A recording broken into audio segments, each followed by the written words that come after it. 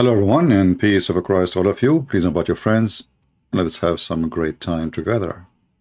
Today, we are going to tell you why women should love Islam. YouTube always send me, suggest to me videos to watch because of what I do. And I found this video is so astonishing. Actually, I felt I want to cry.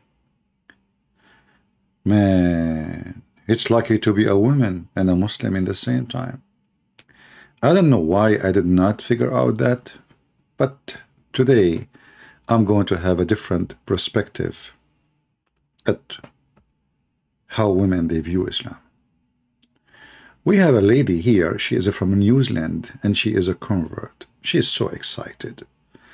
So I left her a comment and I asked her if she likes, she can join us live on air if she dare. And she want to tell you the benefit of converting to Islam. And the title of her video is Why So Many Women Choose Become Muslims. And I have a link for her in the video to give her a credit in the info. Let us listen a little bit, and I hope she will give us a good reason. But we will start from the beginning. Assalamu alaikum, welcome back to our channel, or welcome if you're new. Today we're talking on a very interesting topic about women converting to Islam. If you've been considering converting to Islam, or you just want to learn more about Islam, this video is definitely for you. Islam is literally the fastest growing religion in the world. True. That is true. Assalamu alaikum. My heart is breaking. Oh, brothers and sisters, my soul is aching. Brothers and sisters, did you know that so many people are leaving Islam every day? Why would anybody leave such a beautiful religion?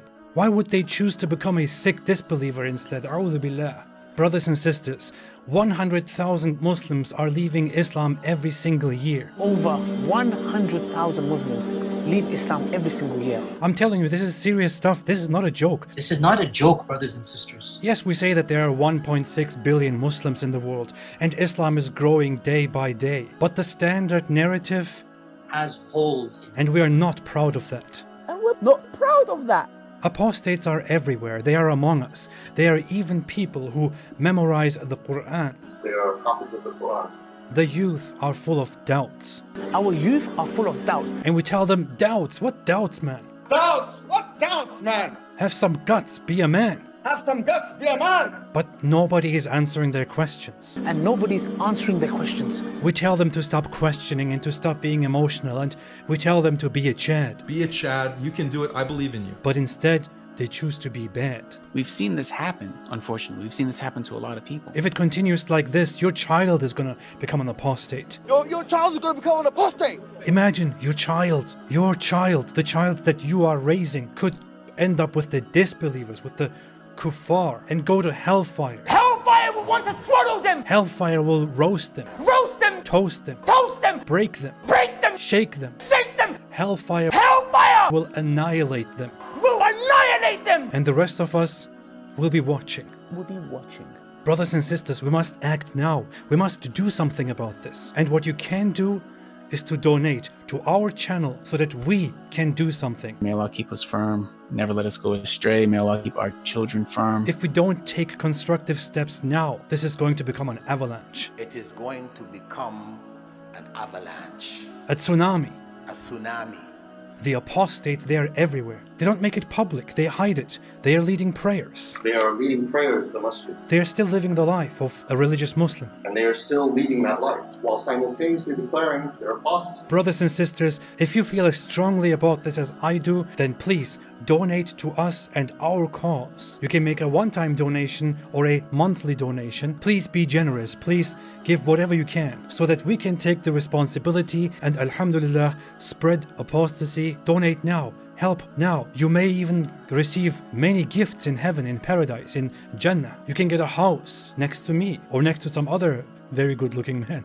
You have an opportunity right now. On this haram new year, you can do something halal and donate your money to us. So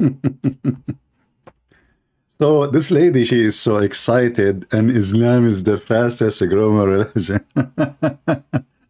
I don't want to talk about how you look like when you say that. I will leave people to say that. But you know, okay, let us say, I don't know, like, I mean, the fastest growing religion may be atheism, you know. Islam is dying. I mean, don't you see? Are you an idiot? Are you stupid or what?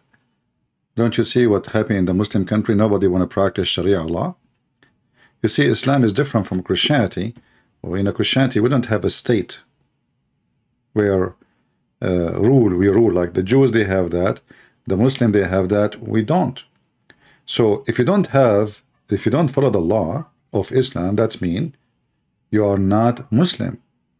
You are not living Islam. Islam is not just, you know, two words, we speak them and we make a speech.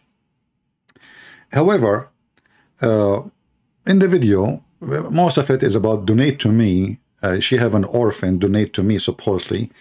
And I'm sure she never been in those orphan area. But anyway, this is her business, you know. This is what I notice about all those who claim to be a convert, is like donate to me and support us so you can go to heaven. Well, if you donate to me, you will not go to heaven. This is not me. You cannot bribe God. In Islam, you can. And this is showing you the sign of corruption in this religion. But I want to show you what this lady, she said, which I find very interesting. I did not notice that Islam teach women and men equality. I never thought about this before, but Alhamdulillah, she did enlighten me. I don't know. And you know, she spoke about she have relationship with Allah. And she have a communication with Allah. Okay. I don't know how that happened, because even your prophet himself never spoke to Allah, never heard Allah's voice. And when you mention what? Reason number one. Islam provides a sense of spiritual fulfillment. How you can have a spiritual fulfillment with your God himself is not a spirit. You see, when we say spirit, to connect in a spiritual way, I have to be connecting to something is a spirit too. Not steel to spirit, not concrete to spirit. You cannot do that. So in order to have a religion which is a spiritual, you have to have a spirit God, but your God is not a spirit. If you don't believe me, I'm sure you do not know that because you're an idiot. You can go right now, search in Google, Prophet Google, peace be upon him. Search like, does Allah have a spirit? Is he a spirit? He have a spirit? You will see the answer, no. So how you lie claiming that you have a spirit or a spiritual relationship with Allah when your God himself is not even a spirit, which means spirituality and Islam, they don't match together. Islam is a physical religion based in physical action and physical behavior. So in order to be a Muslim, you don't need to even believe in Allah. You just say the Shahada, and we will show you that from the Quran. But this is Islamic question and answer. It says here in the top, Islamic question and answer, Islam QA.info. You can go, and I will post the link in the chat. He's debating with a Christian, asking, does God, which means Allah, have a spirit?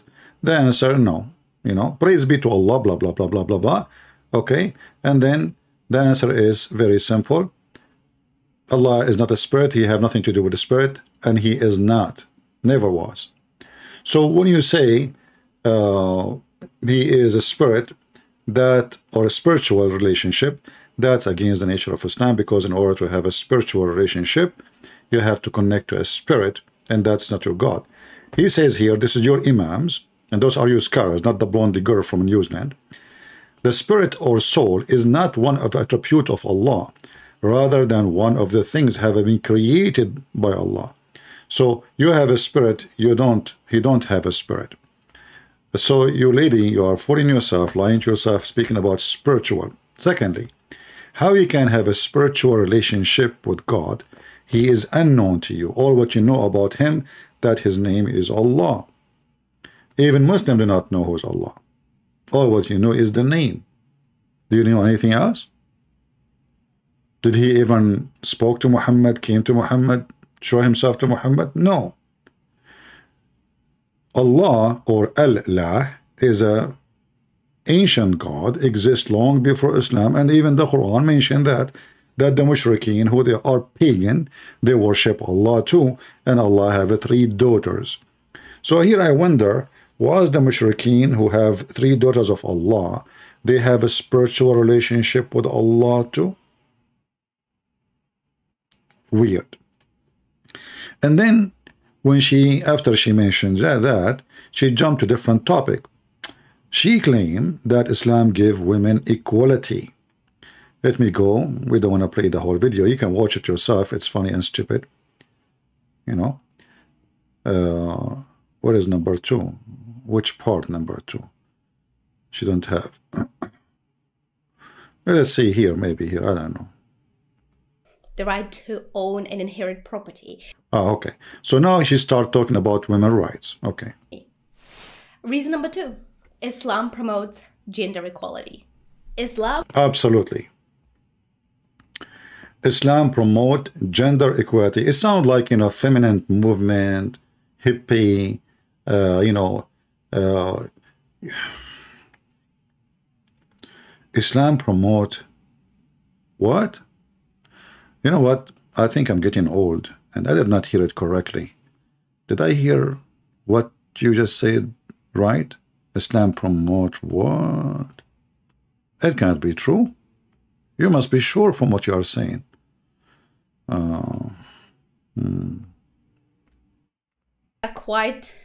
We want things to be laid out and explained, and Islam gives that to so many. Yeah, as an example, Islam explained to you how you can beat your wife, which is really fantastic, you know. But we will go to that later. Many women, including me. Reason number 2, Islam promotes gender equality. Islam promotes gender equality, which basically means that both men and women are equal in the eyes of Allah subhanahu wa ta'ala. Absolutely. Absolutely. I mean, who dare to say this is not true?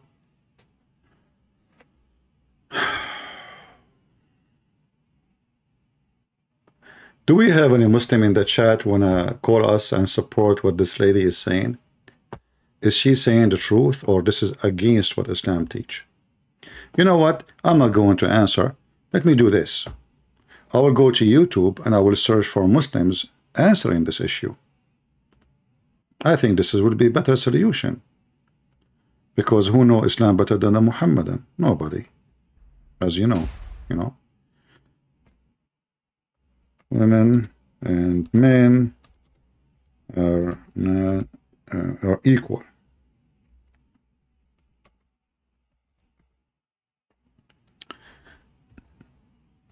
Okay. Are men and women are equal in Islam? Okay. I think that will do. I did not watch this video before, but let us see what the Sheikh will say. And the men thinking that this is a prime concept in Islam. Women and men are equal. This is totally un-Islamic. This is totally wrong. What? By the way, I never saw this video before. I just search. Are women and men are equal in Islam? And this is Sheikh Asim Al-Hakim. He has 753,000 and he lives in Saudi Arabia. But I have to give you a credit, I'm sure you know more than him. I mean, who is this guy? He's an idiot. There is no way that this Sheikh with his beard, he knew more than you. I mean, look at you. Your knowledge is dripping. Your faith is whipping. Your education is hipping. So in Islam, women and men are equal. That's hot. Look like, lady, you are giving us a new religion we never heard of.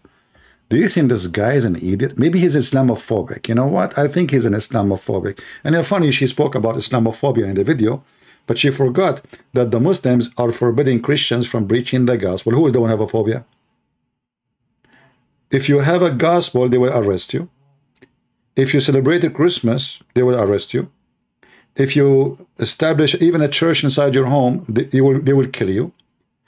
And they speak about phobia. We are the one who have a phobia, not them. Lady, I will get back to you, but I want to see this Islamophobic sheikh, what he is saying about women being equal to men. You know, for some reason his voice is not right. I think because he have no equal internet.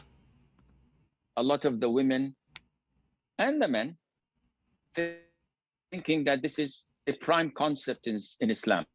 Women and men are equal. This is totally un-Islamic. This is totally wrong. It's not even logical. How can they be equal? In Islam, in the Quran, Allah says clearly, وَلَيْسَ الذَّكَرُ كَالْأُنثَى. And what? The Quran says that? Liar. It doesn't say that, CP. The Quran said, وَلَيْسَ الذَّكَرُ كَالْأُنثَى. But the lady from New Zealand, she said, no, they are equal. You know what? I think this guy, he have a fake Quran. I don't think, I'm sure. There is no way there is such a statement in the Quran. Are you kidding me? Quran say that? Let me get you busted. It doesn't say that. Let us go to the Quran and see if the Quran says that or not. Sure not. Chapter 3, verse number 36. Yes, female is not the same as a male. It turned to be true. But you know what? I know what he is doing. He is taking it out of context. I know you, Sheikh. You are Islamophobia. You think he can fool us, potato? We got you busted. You are taking the verse out of context. a male is not similar to a female. They're different. But nowadays, people who don't have Islamic background, people who have never touched the Quran or finished it. What are you talking about? Are you telling me this woman never touched the Quran? By the way, according to the Quran, if you touch women and shit, you cannot pray or touch the Quran. Just to let you know. In case you do not know. The Quran said, if you come back from al-gha'it, or you touch a woman, you cannot even pray, and for sure you cannot touch the Quran. And I find it very nice of Allah that He put women and shit in the same time, in the same line in the Quran. It's chapter, 4 verse number 43, it says that if you touch women or come back from shit, and here the Muslim, look at the translation, what they say. It's not even there. What's sexual impurity? What the heck is that? It says actually here, it says janaba. Sorry, this is true. The other verse doesn't say that. And they're here, continue. And if you are in trouble in the road, and if you are, you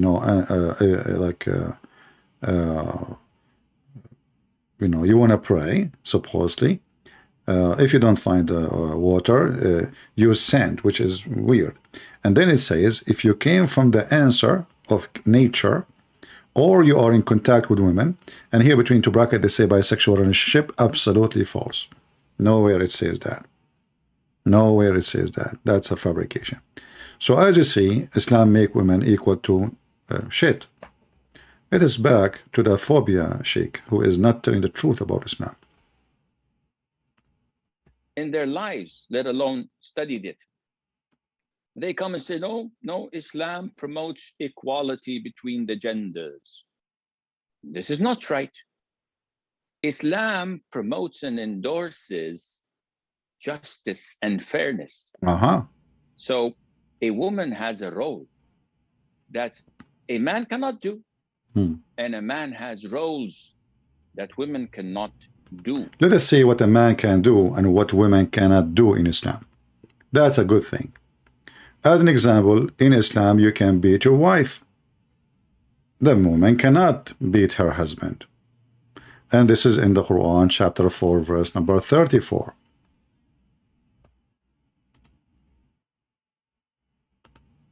This verse is not telling a man how to hit or beat up his wife. This is telling how a man or a husband how to defend himself against his wife. Man, Mimi Hijab, he turned the verses in chapter 4, verse number 34, that the man is a victim. And you know what? I can tell. A woman like this, she can beat her husband so easy. So the Quran, chapter 4, verse number 34, is about a man protecting himself from women harm. You know that women, they wear high heels. It's not a secret. We know that women, they have long nails. It's not even, they don't even hide it. And even these days, they are buying things which is very harmful. Long, fake lashes. Do you think they buy them for nothing? Good luck. So, Mimi Hijab saying the man is defending himself. Let us go to the hadith and see what the hadith says about women. And what is the proof of what he is saying.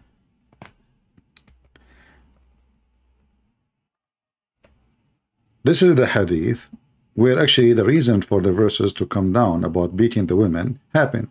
This lady from New Zealand, she said, I can't explain to you how happy I am, relationship with Allah, how it's good to be a Muslim woman. But all the evidence says the opposite. And as you see, this is Aisha, the wife of your prophet. She is the first-hand experience of how happy Muslim woman is.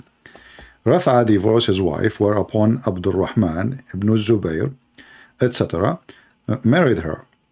Aisha, she said, that the lady, one lady, came to her wearing a green veil and complained to her, to Aisha, of her husband and showed her green spots on her skins caused by beating. Now we will see if this guy defending himself from his aggressive wife, as Mimi Hijab, he said. It was the habit of ladies to support each other. How filthy ladies are you?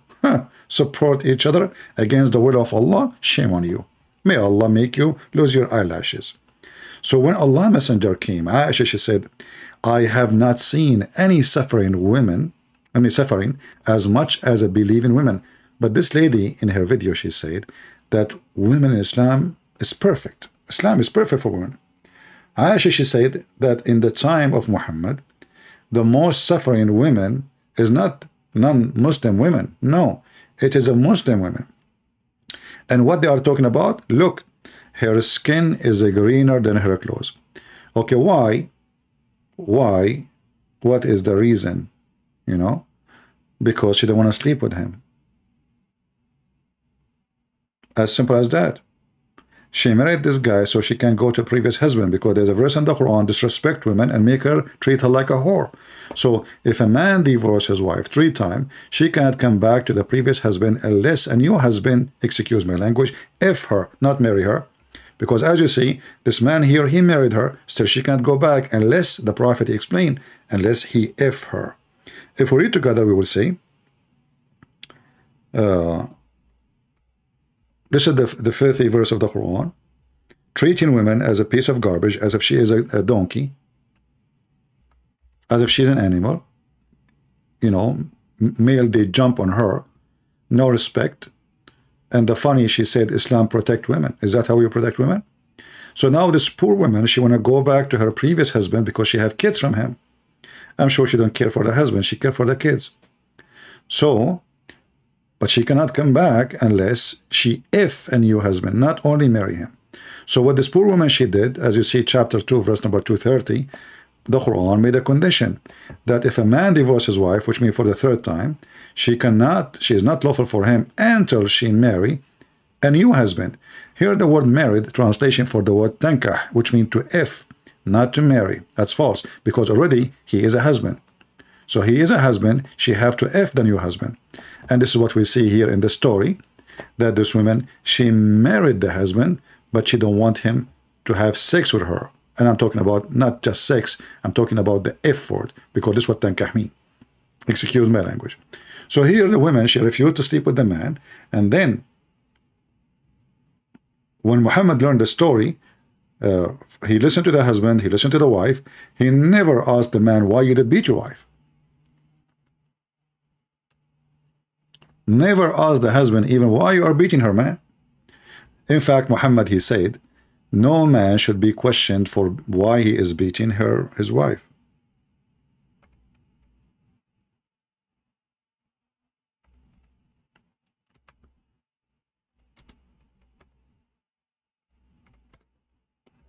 So I find it very deceiving of you to say that Islam treats you and men equally, because I cannot believe that you are married to a Muslim man, and this is why you converted to Islam, and you make it as a business. You never heard that the man in Islam can beat his wife. You never heard that the man in Islam can have 4 wives. You cannot have 4 husbands. How you are equal if he can have 4 wives and you cannot have? Can you have 4 men? If you can have 4 men, then that's equality. Can you beat the man the same as he can beat you? Chapter 4 verse 34. Then if you can, okay, that's mean you are equal. Do you even inherit? She mentioned in the video that a Muslim woman, she inherit. In the Quran, a woman, she inherit half of the man, not equal. But look what Muhammad said. Umar reported, and this is the caliphate of Allah, and the Muslim, they claim he is so just man. A man, the Prophet saying, a man will not be asked about why he beat his wife. So Muslim women, they are enjoying the equal gender. And who is teaching that? A blonde woman from New Zealand, married to a Muslim man. Just wait until he go to the Middle East and he get a brand new wife. She is in the age of your daughter. And then I want you to make a video about it. Which means that both men and women are awarded the same rights. And they are what? The same rights? Even in heaven you will be just a sex toy. He will have all the females and you will be one of his females. Privileges Privilege. under Islam. Islam granted women so many rights. No way. Tell us, like what? That were not afforded to women of other faiths and other... No way. Man, Islam did beat Christianity. Like in Christianity, you know, Jesus, he spoke about the husband. When he married the wife, they will become one, and he will give his life to his family, the same as Jesus gave himself to the church. Which means in Christianity, the woman, she became equal to the church, and the man, he sacrificed his life for his family and his wife. In Islam, do you have that? She is saying, yes, even better, way better. What are you talking about?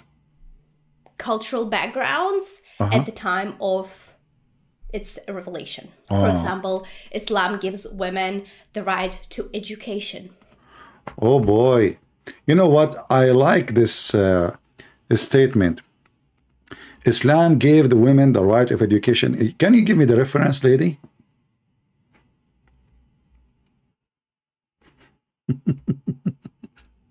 You know, when those people, they say things, okay, you will not find one person in the text underneath saying, okay, sister, can you show us where in Islam it says women, they have right to education?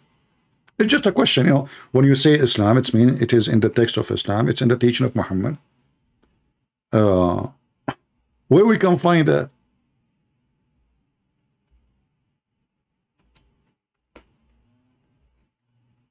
Do we have any Muslim can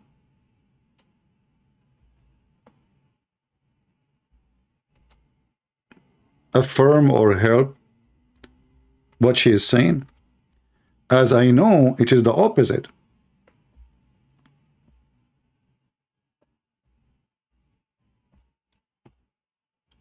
The only education a Muslim woman she can have, that she can learn how to swing clothing and Quran. And not only that, Aisha, she said, don't teach them even how to write and read. Let us find the hadith, because maybe we are making things up. Maybe. In fact, not only, just a correction, Aisha should not say, teach them the Quran, teach them only the chapter of An-Nur, only one chapter in the Quran. All right. So let us go to the hadith. Let us see first if we can find it in English before we go.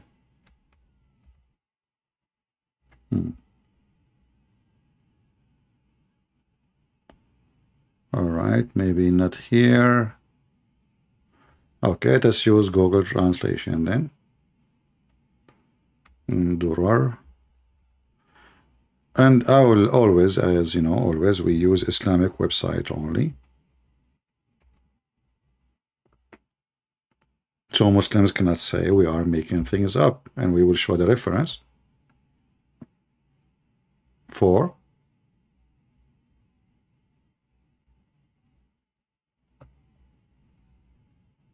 the hadith. And I know Muslim will say to you, it's not sahih, it is da'if, it is blah blah blah blah. Okay, you know, you can say whatever you want, but we knew that Taliban, they closed a school. The first thing they did when they took over the government, they closed schools. Why? Because this is what the wife of the Prophet said, that the Prophet said that don't teach them how to write, how to read. Don't teach them how to write, how to read. Don't make them live in rooms, and don't teach them to write. Just teach them how to swing. And this is the reference in front of you.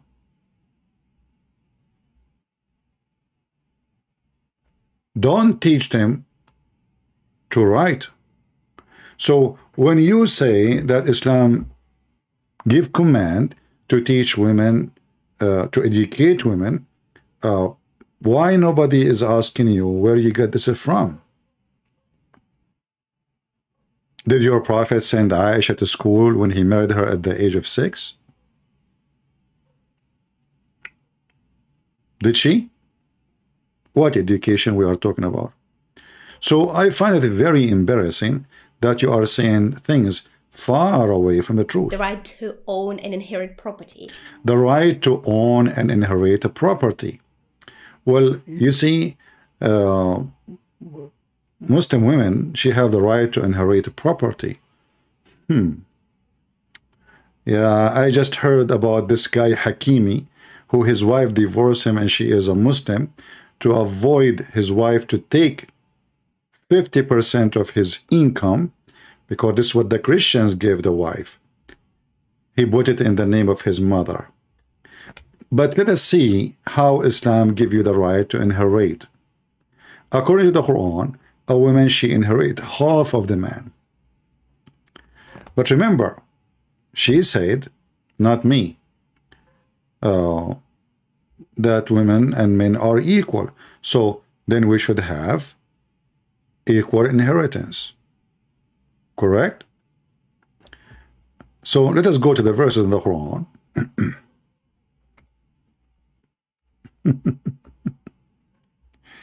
Oh boy. How many of you are going to download the video? You know, before I ask about how many of you will make a short video about Lady Dawah will debunking Christianity in half minute, there's only 2 people make a video. We have 100,000 here, 200,000 in the other account, I don't know how many, and only 2 people make a short video. This is telling you how much people care. But anyway, I do my part. And if you don't do yours, one day you will have your daughter like this. She's been fooled by somebody just because she is looking for a husband. And she will marry him. And then he will use her to promote Islam. In Islam, let us see.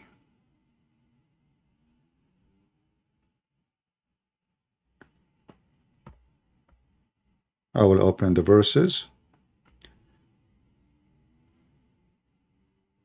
Remember, women in Islam, she can inherit. She can inherit. But in reality, women in Islam inherit nothing. And I'll explain to you why. Because when you are a woman, you are a mother.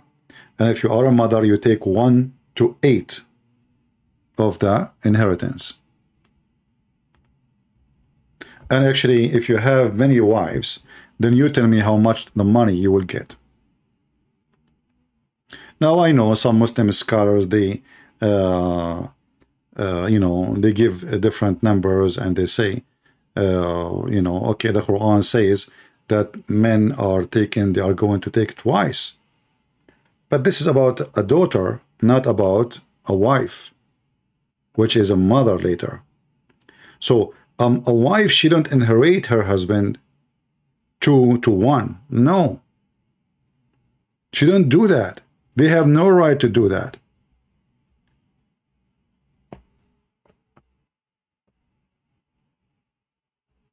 There is a different verse in the Quran. It says the 1 to 6 of the inheritance will go to the mother. But this is only if there is certain conditions, because his father will inherit. His sons will inherit.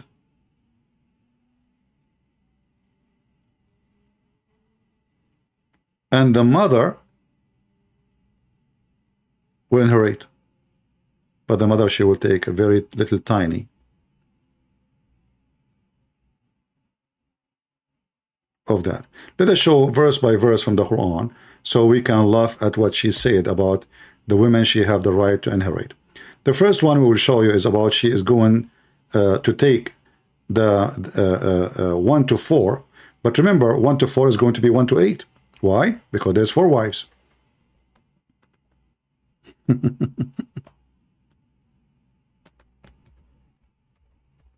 Because now the 1 to 4 will be divided into 4 women.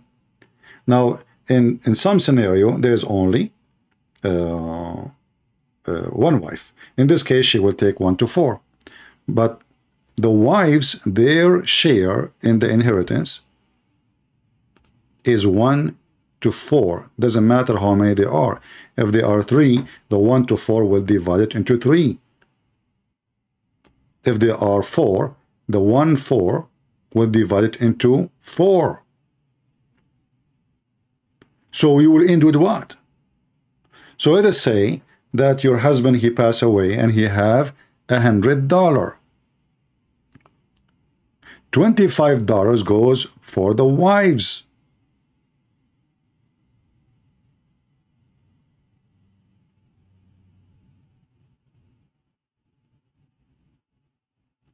If they don't have children, you will take the half, if you see in the verse here. That means the 4 wives will have, they will not inherit the man. They will have only the half, the 4 wives. So now the half will be divided to 4. If they have children, and there is no way there's 4 women, none of them have children. If they have a child, you will get the 4th, just 1 child.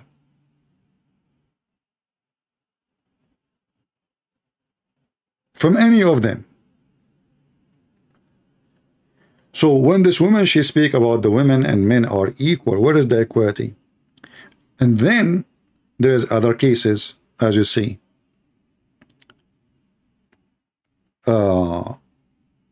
You can read the rest. It's very funny and very fun. You know, like you will end at the end with like 1 to 6.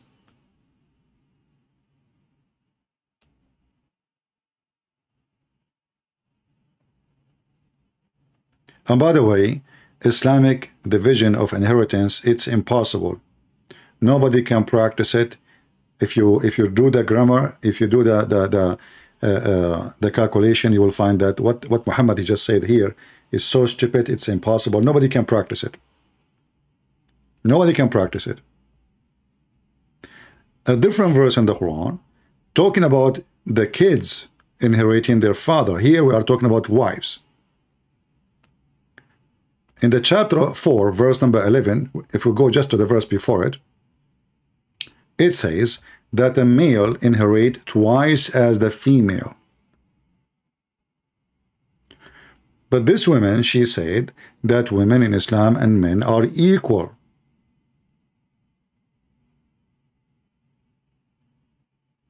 Not to forget to mention that the woman who is the one who needs support when the parents die, especially in an Islamic society where women opportunity is very limited. The man, he can jump in the street, whatever he do, he make money. But this woman, what she would do? She can't even move with the veil she is wearing. So what we do, we give it twice more to the male, and we give the female half of the male. So, which means if there is many boys in the family, the females get nothing at the end. But in her video, she said that women, she have the right to inherit. But don't she know what inheritance is about?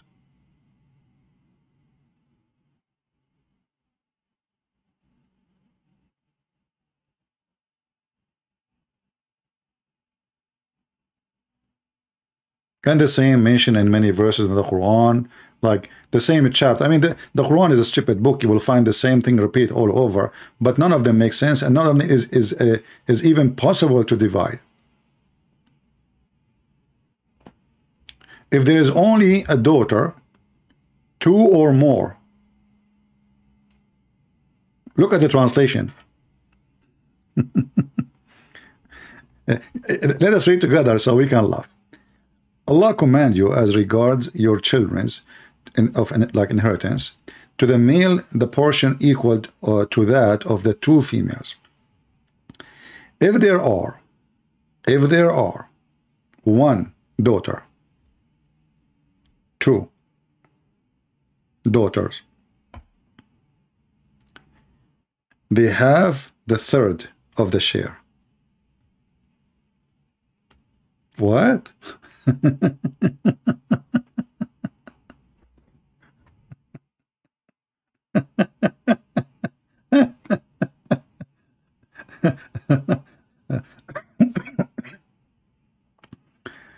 Listen. So now the man, he don't even have boys. You see, the boys are favored by Allah. The boy, he will inherit the big cheese. But now the guy, he don't even have a boy. He don't have a son. He have daughters. Okay. But what if the one of them, they are females, the daughters, you know? Here you will see in the translation, it says, if there is one, the verse, by the way, never say the one, like only daughter. It says if there is like more than two, right away, jump into more than two. They will take the third of what he left, which means if he have 10 daughters, 20 daughters. Remember, Muslim, they marry a lot, you know. They Osama bin Laden, he has 60 brother, male, just male, 60 male. So only daughter, like, you know, if he have more than 2 daughters, all the daughters together will take the third. If you calculate your number, you find that you get nothing. Because the third is going to be divided in all the daughters.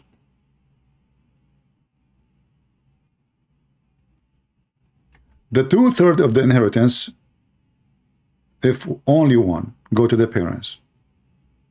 The 6th of the share of the inheritance,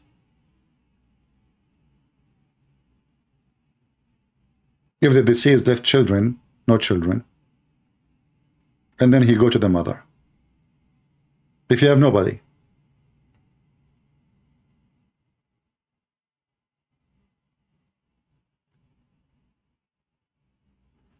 If you have a mother, this person, his mother, she will take the 6, 1 to 6. The mother of the guy, not the wife. The parents.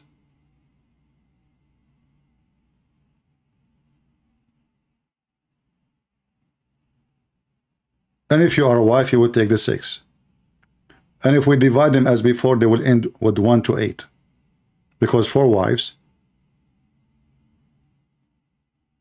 If it's 1-4, with 4 wives will be 1-8.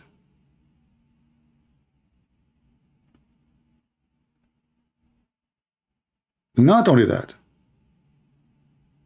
the man now, he is going to chase his wife. And look how unjust.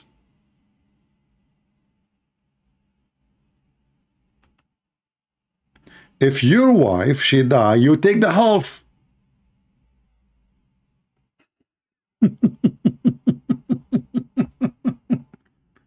This is verse number 12. So how come if the husband, he died, the women shouldn't take the half? Are you with me, guys? Do you see do you see how the unjust work?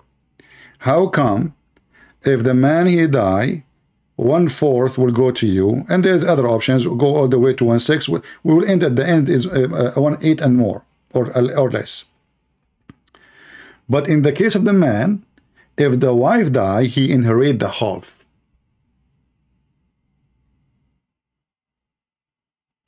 How come the wife, if the man, he die and he don't have kids, they don't take it exactly the same? Actually, if you go back, he is saying that. Let's go back a little bit, but just to show you how stupid it is.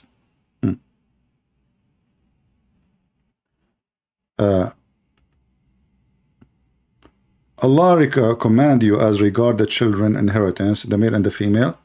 Okay, let's go back a little bit. Where we will find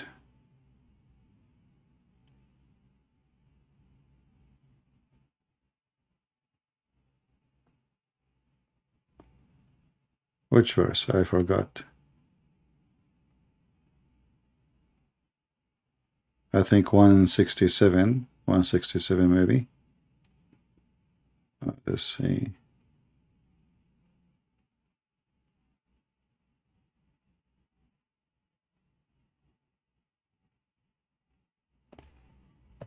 Okay.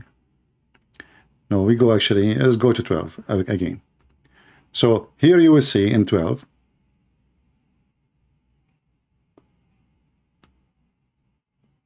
in that which your wife leave, your share is a half if they have no children.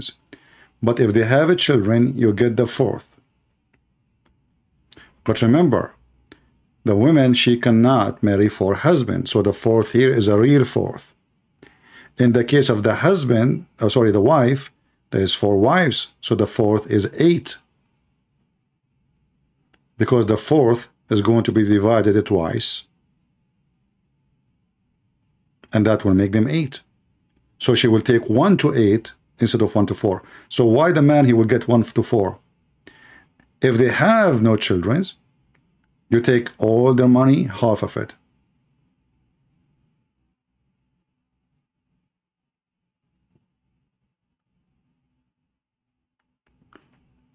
So it turned to be everything she said about the equality of inheritance is absolutely false.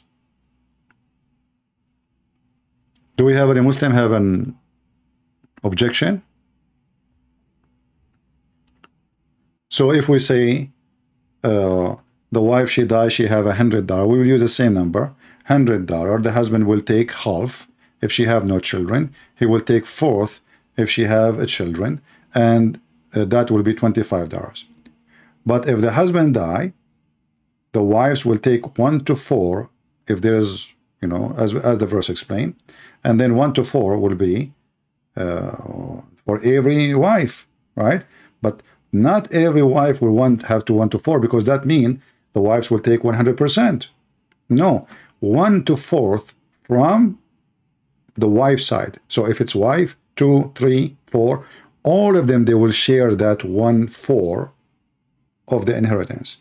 So if it's 100, that will mean 1/4 is 25. Then we have to divide the 25 into 4 women. So you end with what? $6, $5, $4. So it turned to be that everything this woman, she said, is absolutely false. There's no women in the equality in any way, any mean. the right to keep her own last name, the right to divorce and custody of the children. Okay, the women, she have the right of divorce and custody. That's absolutely false. A woman, she can divorce only if she requested that in the contract, because remember, Islam believe in contract, sex contract. So if you put condition and the man, he give his right of divorce, this is his right, not your right. This is not his right to give to you normally, unless he voluntarily, he say, okay, you know what, I give you the right to divorce me.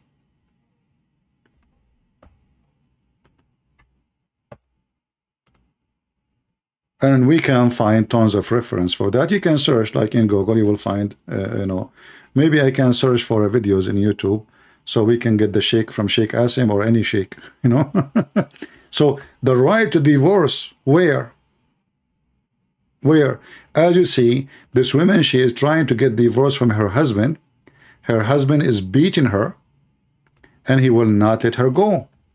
And Muhammad, he said to her, if this is your intention, you want to go back to your previous husband, you should know that you cannot get back to your husband unless this man, he tastes your orgasm and you taste his orgasm.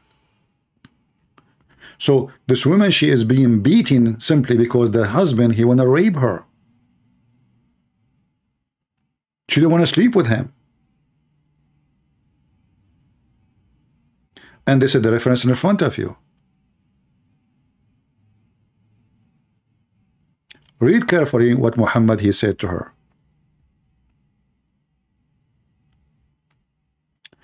The husband, he said, I'm very strong and I can satisfy her in bed, but she is disobedient. She won't go back to Rifa. Rifa is the previous husband. Allah Messenger said to her, if this is your intention, then know that it is unlawful for you to remarry Rifa unless Abdul Rahman, he F you. Remember, the Muslim, they lie, they say, the word in the verse in the Quran says, tankah mean to marry. No, she's married already to the guy. But she don't want to sleep with him. Muhammad make it clear.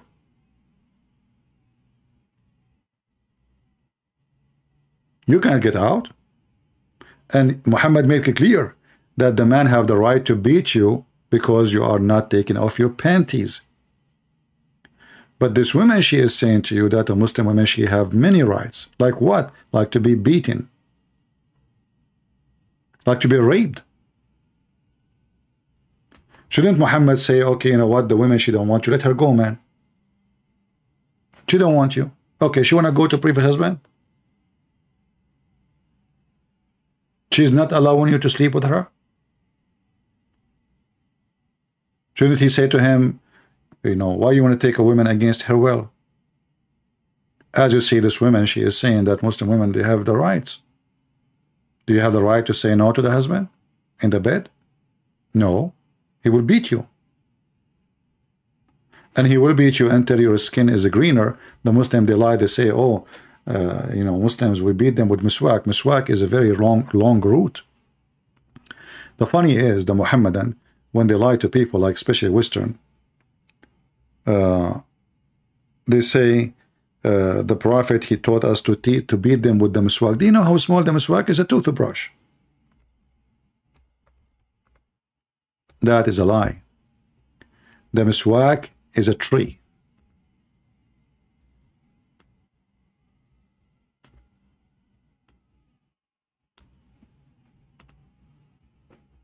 And the Muslim, they cut from that tree, especially the roots, for they are very flexible. And Muhammad, in his time, the people used them to beat their camel with it. For it doesn't break, it is root, and it stays strong for a long time. So it's going to be like a leather belt. You beat with it the animal. And then the shepherd, when he is saying, watching his animals, he put the end of this wood in his mouth, and he cleaned his mouth with it, which is a savage way. I mean, it's old days. There's no toothbrush at that time, so we understand. It's okay. But when they say to you, miswak is the little tiny thing which we clean our teeth with it, that's absolutely false. You see this piece you see now, those are, after they cut them, you can see the cut. They are really long, and if you beat you with it, it's extremely harmful. So this woman, she was lying to everybody about women's rights. Do we have any Muhammadan would like to call us and tell us why Muslim women, who they are convert, they are lying about Islam? Why they lie? I will tell you why. She is trying to make the husband who took over her happy. Most of women who convert to Islam, I don't want to be rude, but based on what I saw, they are women who they are neglected in their society. No men want to marry them for a reason or other. I'm not going to judge you because of your look, no, but it's reality. Like in USA, I saw a woman, she is 65 years old. The husband was not even 19. He's from Morocco. Well, he want to get a green card. He go in the chat, he said to her, honey, I love you. I'm crazy about you. This 65 years old, she will never dream to have a husband. He is 19 or 18 years old. He loved her. And this is what Muhammad did with Khadija. He married her because she is so rich. And as long you are talking about marriage and women's right, in the video which showed you, you have a little child there. She is not even maybe 5 years, 6 years old. Well, this is the age of Aisha. And you are talking about women's rights. So is it women's rights, or where is the children's rights? So not only you don't have right as a woman, you are nothing but an abused human. Even children's, they are abused and they are raped. This is Aisha saying from her own mouth that the Prophet married her at the age of 6, and he have full intercourse, which means from 6 to 9 he was molesting her by putting his private part between her legs. At the age of 9 he have full intercourse. Not only that, the hadith shows that the mother of Aisha, she was feeding her daughter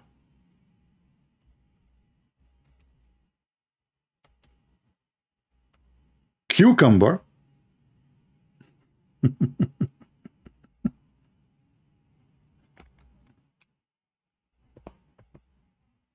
and date so she can grow fast, because so she is so tiny and so small.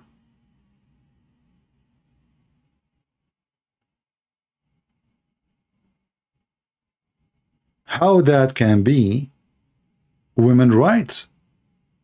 We are talking about children now, you know, we are not talking about women, 6 years old. So what we do? We start feeding them like a cow so she can get fat, and we let her sleep in the bed with Muhammad.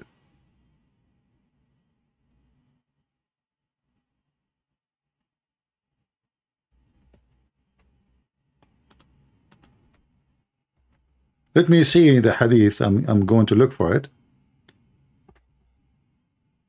You see, I don't have an active admins. When I say something, they post the hadith. Our admins here, they are having coffee. They are not here to help.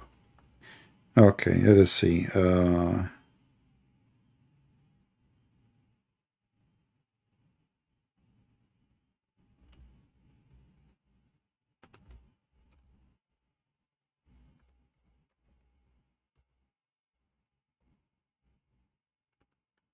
Let us find it.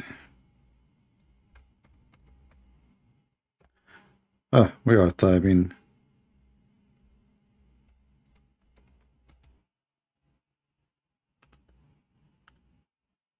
All right. Let us search in the Muslim website for the hadith.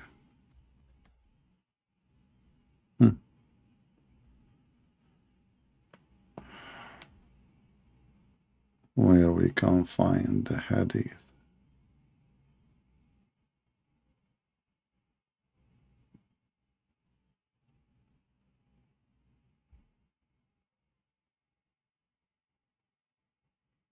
I mean, can you believe how small she is? Here we go. And this is very authentic hadith, because you know the Muhammadan, they will say to you, this is not authentic, right? Aisha, she said, my mother intended to make me gain weight to send me to the house of the Messenger of Allah. You know, the Muslim now, they are slaughtering sheeps, and they call this is Eid al-Fitr. In fact, this is Adha, because both Eid, they have celebration, they are Adha, they are slaughtering. Aisha now is getting ready to be slaughtered. Her mother, she starts feeding her like crazy so she can gain weight because she is so small. She is 6 years old girl. So she said, my mother intended to make me gain weight to send me to the house of the Messenger of Allah, but nothing which she desired benefited me, till she gave me cucumber with a fresh date to eat, and then I gained as much weight as she desired, and then they shipped her to Muhammad by Amazon. And this is a very authentic hadith. As you see, it says Sahih. Sahih means authentic. But this woman in the video, she is speaking about women's rights and why women, they should be happy to convert to Islam. Are you willing to give your daughter at the age of 5 or 6, after you feed her with the cucumber, you idiot, to a man at the age of 54? So those women in the West society or any society who they are neglected because they don't maybe look good, overweight, etc. A Muslim man, he will marry them because this is, they would call it jihad, spread Islam by having more babies, and he will marry her for a few years. Who cares? I mean, there's no marriage in Islam. It's just a sex contract. He fulfill his desire, a new woman. He make new babies, and then he get a new one. But everything she said is absolutely false and out of the line. And now I want to mention an additional right you did not mention in your video. Do you know that in Islam, a man, he have the right to lie to you? Yes, sister, yes. Enjoy your right as a Muslim. I'm married, and I kind of thought about having a second wife without my first wife knowing, but she found out, and she left my house, went to her parents, and is now asking me to, let her go. And I'm trying to convince her that it was a mistake, and then, and I don't want it anymore, or something like that. What's the best course of action for me? Because she thinks that I'm a very bad person, and some of the things she thinks are true, but I'm willing to work on myself. I'm really scared and everything, so being okay. Yeah, advise me what should I will advise you, inshallah. A man says from Saudi Arabia, he wanted to marry a second wife without telling his first wife. His first wife came to know. Now she's asking for divorce. How can he convince her not to get a divorce and to come back and to believe him when he says that he will not do that? By the way, in Islam, you can force your wife to come back home. Even you can ask the police to arrest her. It's called Baytul Ta'a, the house of obedience. So if the wife, if this guy, he can call the police, literally. He will file a report that his wife, she left the house without his permission. She will be wanted. She will become wanted. The police will announce her name everywhere in the country. She cannot leave. Any time the police see her, she will be captured, and she will be brought like a goat to the husband's house. So this guy obviously being so nice, and he don't want to do that, but look what the sheikh is saying to him. Remember, the woman there, she said to us, this blonde women, they have right in Islam. Are you kidding me? Look what he will say to him. Again, or attempt to do it again. This is, with all due respect, I'm like your father, huh? If you can't stand the heat, get out of the kitchen. You should not have attempted this from the first place. If you are not a man enough to get married to a second woman, don't even dream about it, because you're... So why this woman, she did not tell us that in Islam, a real man, he got more wives? Why she don't want to mention to other women that in Islam, the real man is the one who get another wife? You don't know? Or you know and you are hiding it, you are just doing business? This is Zakura Yuka, peace be upon him, is going to answer you more in the topic. And look, he's very romantic Muslim too, you know. Trust me, he will marry you if your husband divorces you. They will take anything. He have candles, look how romantic they are. Flowers, oh, look. Very romantic Muslim men.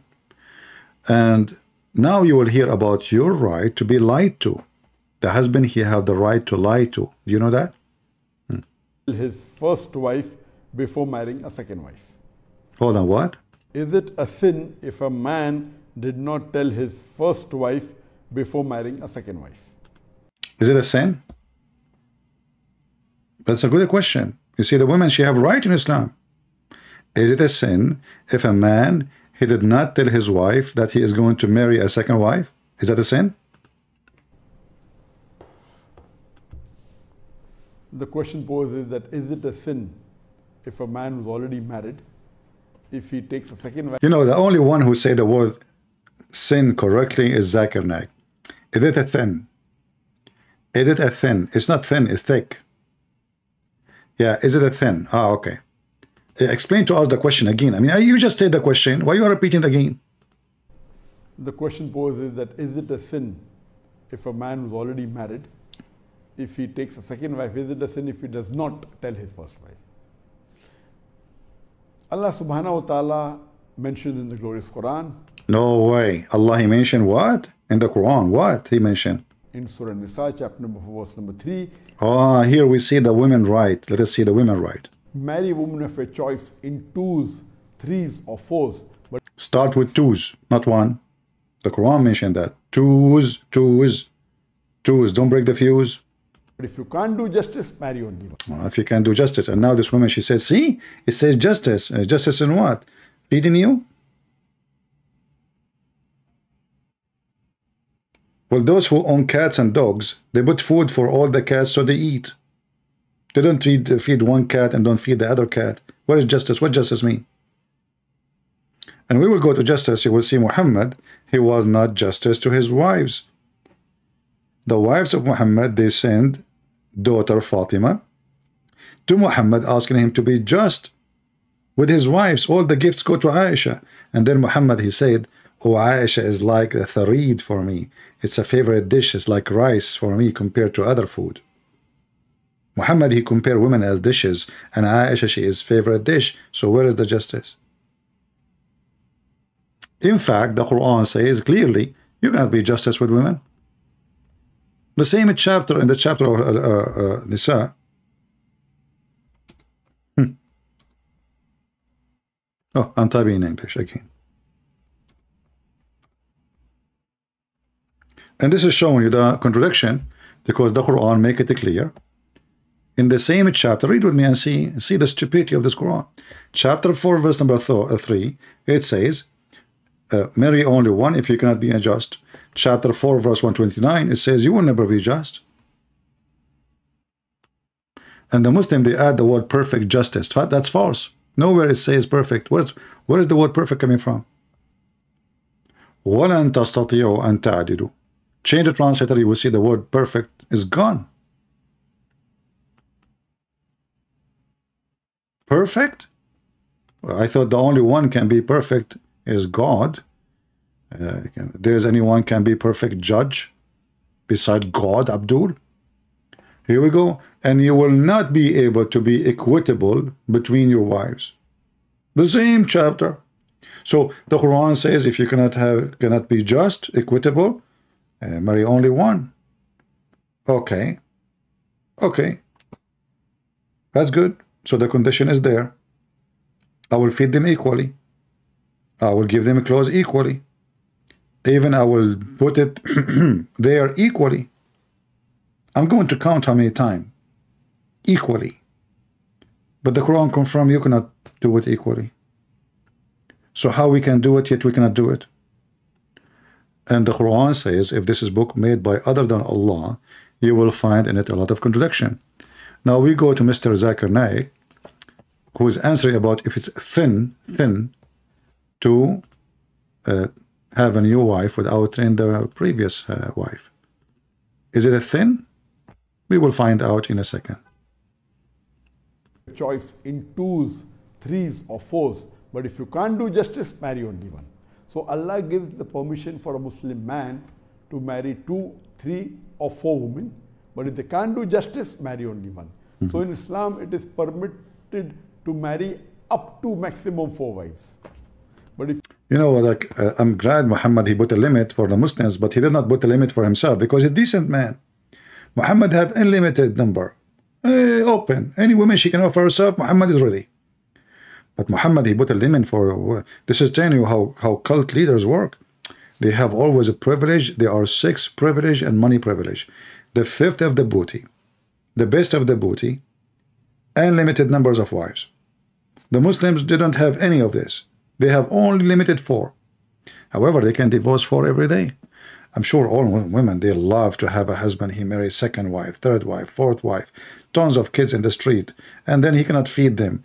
And then he will, you know, we will join ISIS. Yeah, I mean, life is fun if you marry a Muslim. And then if you complain, he can beat you. He can jail you. The Quran in chapter 4, verse number 34, it says, وَهْجُرُوهُنَّ فِي الْمَضَاجِعِ. Jail them in their rooms. Not only beat them, jail them in their rooms. Continue, Zakir Naik. If you can't do justice between your wives, then Allah says marry only one. So based on this, it is not required for a married man to take the permission of his wife before marrying a 2nd woman. Neither is he obliged or neither is it compulsory for him to inform. What are you talking about, man? You better go learn Islam from this blondie woman. You know? She's going to go to the gym soon, and there she will learn more about Islam, the Islamic gym. What? You don't even need to tell the wife that you will have a new wife? No need. It's not even... just do it. Who cares about her? She is just a piece of... Zakir Naik, are you sure? You know, for me, I have a feeling that this female lady, she knew better about Islam from Zakir Naik. For sure.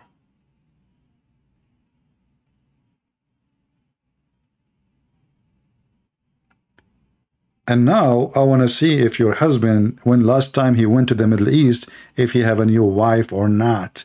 He will tell you, I want to go and visit my mom in Jordan. The same what happened to a woman. I spoke to her. Yeah. And actually, I saw even, I don't know if it's the same woman,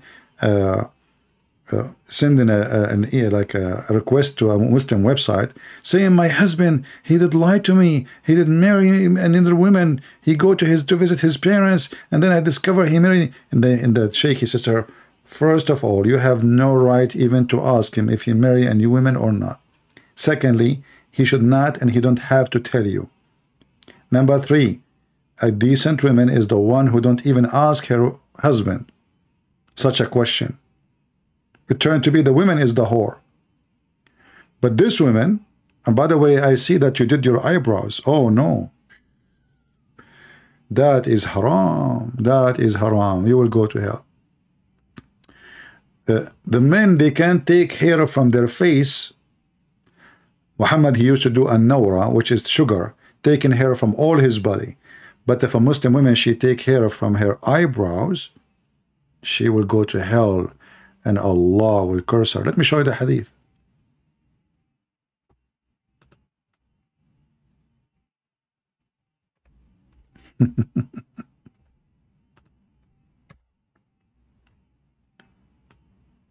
You are a bad Muslim woman. Shame on you. Allah, Muhammad said, Allah curse those women who practice tattooing, and those women who have themselves tattooed, and those women who remove hair from their eyebrows. What? If you remove hair from your eyebrows, Allah will curse you? This God, He is not cursing people who have sex with Aisha at the age of 6, but He cursed women because they take hair from their eyebrows.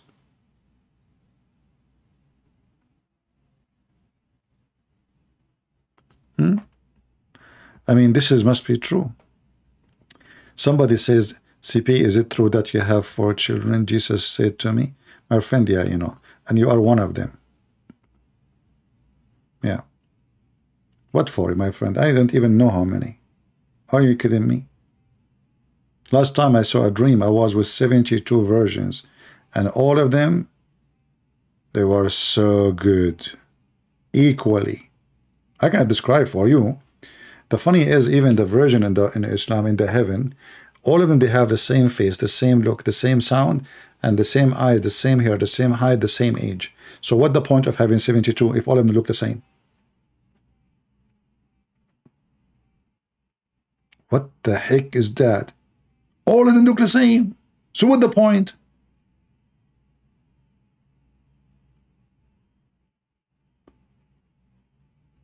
But anyway, I mean, this woman, she do not know. May Allah forgive her. Let us ask Allah to forgive you for taking hair from your eyebrows, because now you are in a danger of going to hell. I don't want to forget too that your prophet, he says Muslim women, majority of them, they will go to hell. Why? What the heck? Why? Well, because you are a woman. Are you serious? Yes. Women are, according to Muhammad, naqisatu aqlin wa deen. They have half a brain. As you see all of those references in front of us, you can check the reference yourself. You see the numbers on the screen. You can type them in your Google. Muhammad, he says, the majority of people of hellfire are females. And here you see that Muhammad really, he appreciates women a lot, to the point that the majority of women, they will go to hell. However, if you give your money to Muhammad, and this is what you're asking people to do, to give you donation in your page, if you give money to Muhammad, you will go to heaven. Look. He said the majority of you will go to hell, you know, read carefully. You know, look what he said, he preached to the people, admonished them, and then he walked on till came to women and preached to them. Muhammad preaching now. He's a preacher. And admonished them. What the heck?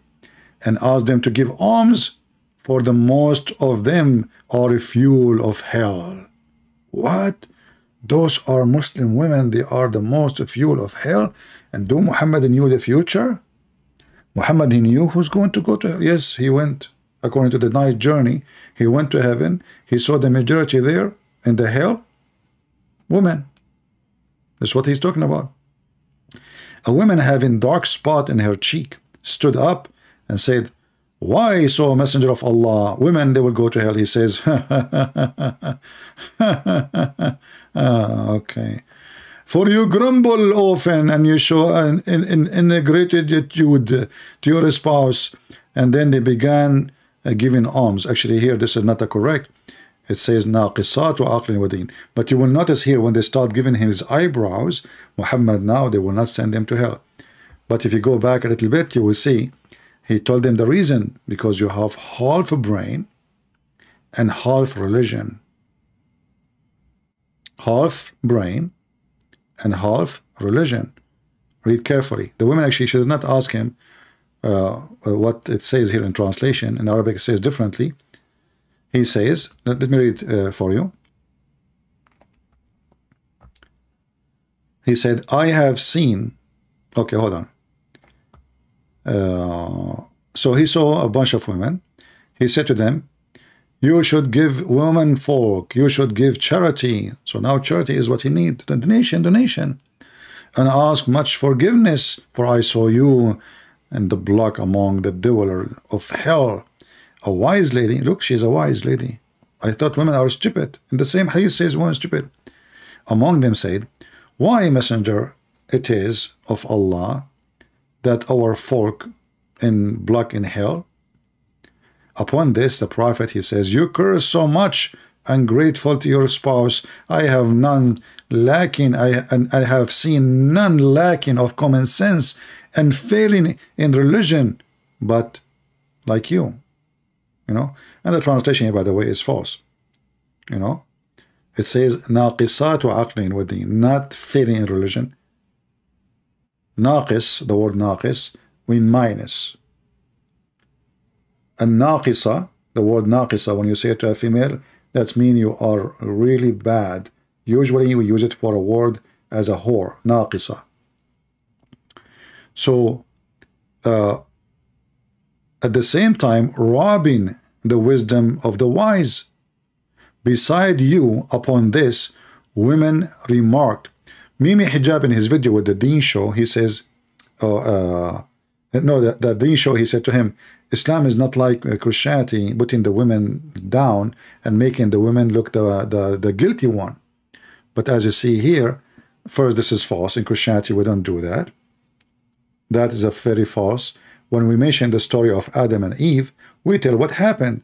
We are not blaming Eve alone. We are not blaming Adam alone. In fact, it is Muhammad who blamed Eve alone. If we go here in the hadith, he said,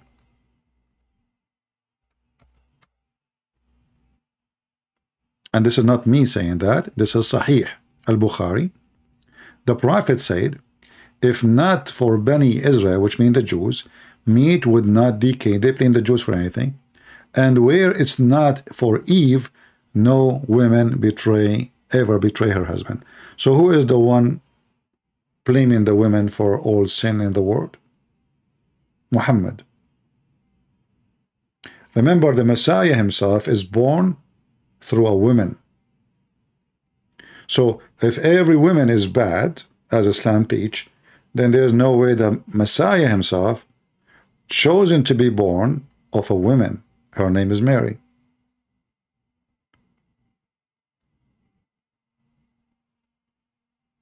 This is God himself is born through a woman. But the Muhammadan, they claim that every woman is bad, and the first woman is the reason for all bad, which is coming from women. And Muhammad here, he claimed that all the betrayal is coming from women. Men don't betray their wives. We go back to Zakir Naik, exposing more of those lies. Oh, we will go back to you later, just wait. This guy, I think he was going live and his screen behind him did not work. The screen he used, like he have a studio and etc. So he have like a blanket or he painted the wall. But this time it did not work. So the video came like this. All right. Let us go to Zuzu, Zakura Nayuka. All right. Before marrying a second woman or 4 women, but it's chapter number 4, verse number 3. Marry a woman of your choice in 2s, 3s or 4s. But if you can't do justice, marry only one. So Allah gives the permission for a Muslim man to marry 2, 3 or 4 women. But if they can't do justice, marry only one. So in Islam, it is permitted to marry up to maximum 4 wives. But if you can't do justice between... Remember, maximum 4 together. But he can divorce anytime, any second, any of them and replace her with a newer one. Which means there's unlimited really. All right? There's unlimited number of women. Let us see, there's a Muhammadan trying to call me. This is the same guy yesterday. He claimed that he want to talk to me. When I call him, he declined my call. So I will try to call him. Let's go with Zakir Naik. It says he is not online. No, hold on. Let me with the speaker. Okay. So based on this, it is not required for a married man to take the permission of his wife before marrying a second woman. Neither is he obliged or neither is it compulsory for him to inform the first wife that he's going to take a second wife. Here you see the essence of Islam.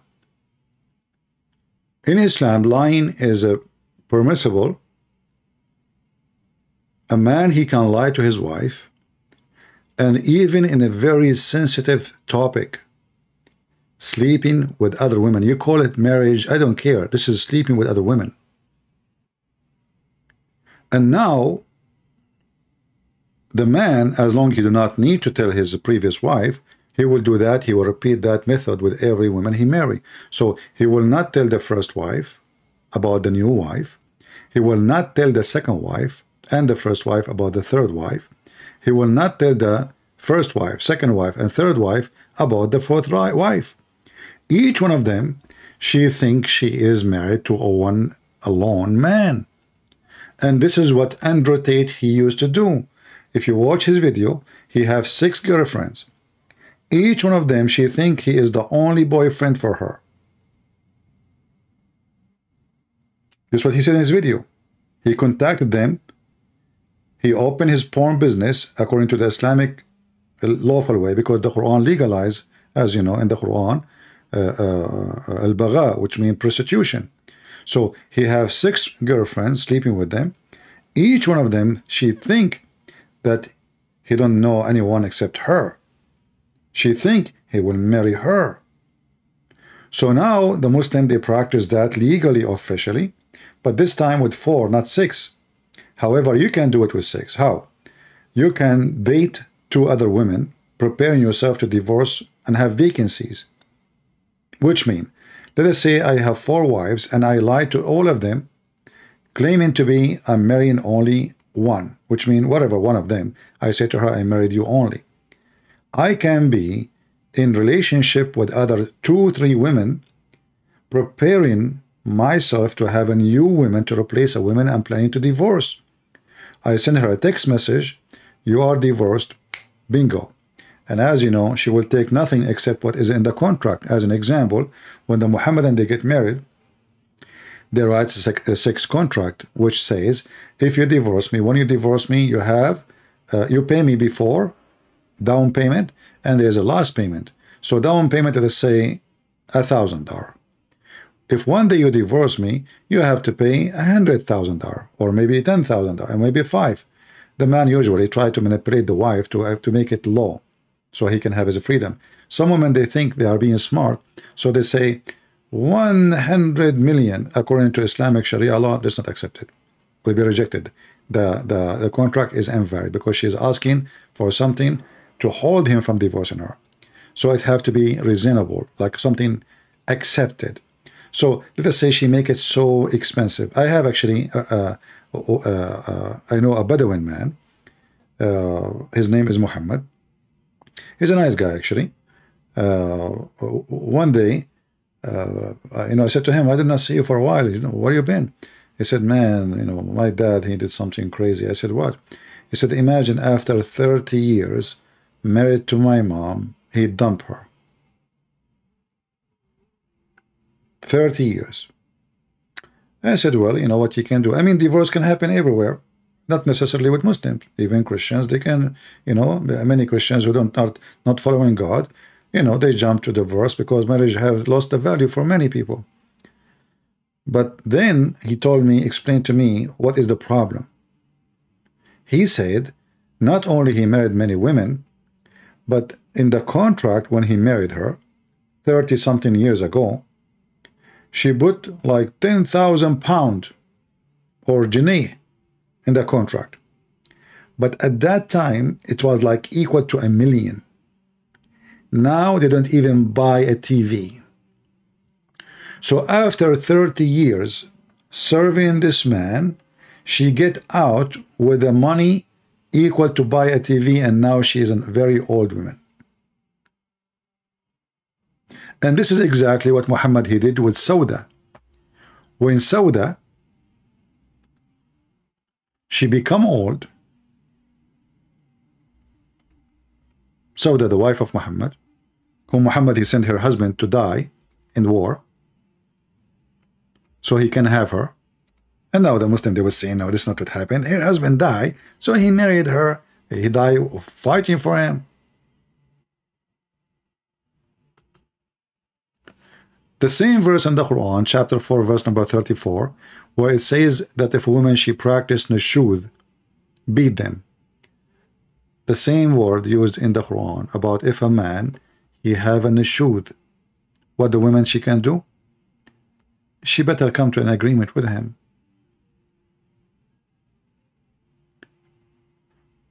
When the poor woman Sauda heard that Muhammad is going to divorce her in such an age,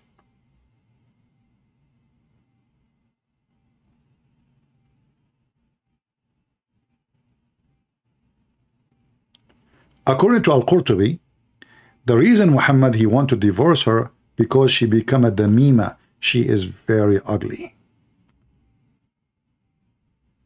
Maybe Christian Prince is making things up.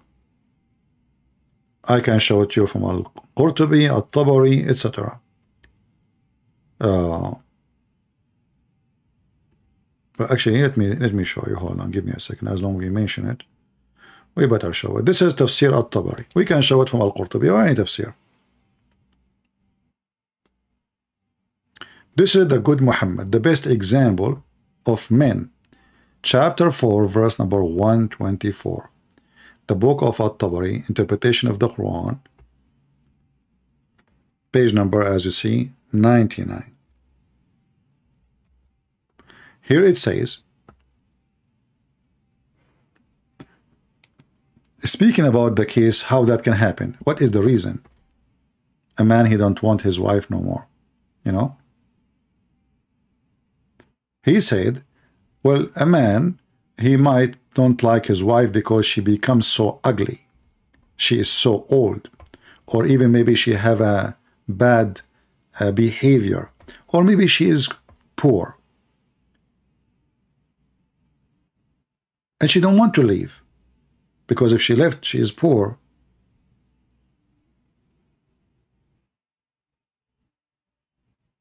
And this is what happened here to explain what happened with Muhammad. Muhammad, he have a wife, her name is Sauda, and she becomes so old. Muhammad don't sleep with her at all, period. Here it says,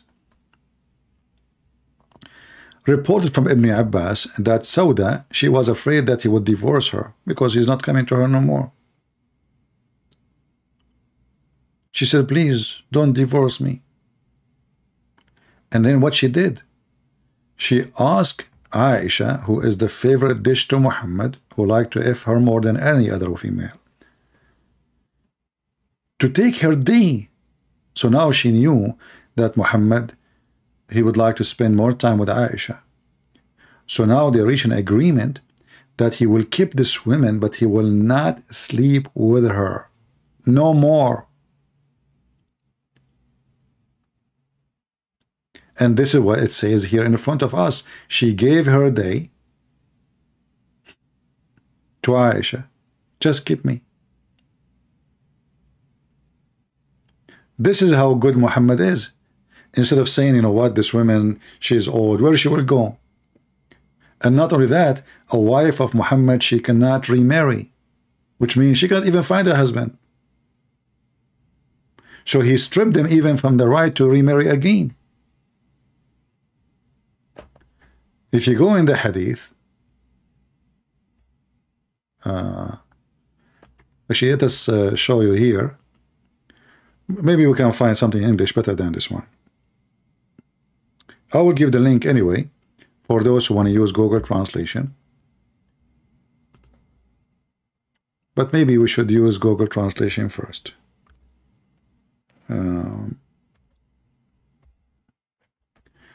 Okay, let's do that first, to show you where it says that she is ugly.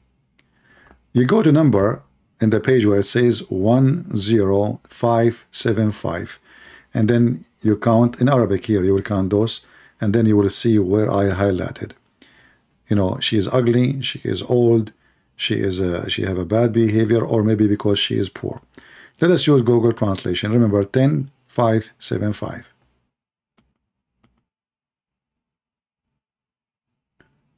Here we go. 10575. From. Okay. Yeah, it said if a woman may be with the man, his eyes turn away from her because the translation is coming false, because she is very ugly, because she is arrogant, she have a bad character, or because she is poor. You know, and usually, by the way, the word poor here isn't about she don't have money necessarily. It can be she don't do belly dancing for him. She don't have a good skills in bed.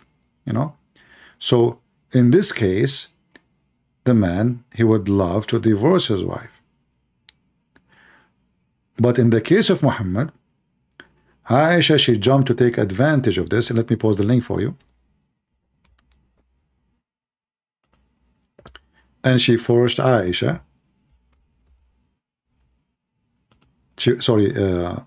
Aisha, she forced Muhammad because she have too much control of him sexually. He liked little children. His favorite sex toy.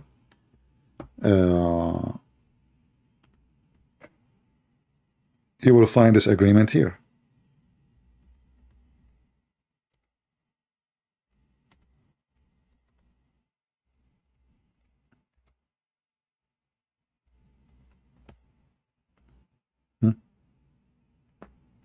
Do you see it? It says even when she become old with no shame. What is the guilt of this woman? In different hadith, actually, it says she become old and heavy and slow. Old and heavy and slow. Muhammad wanna dump her. For that reason. She is old. She is not pretty no more. Read it.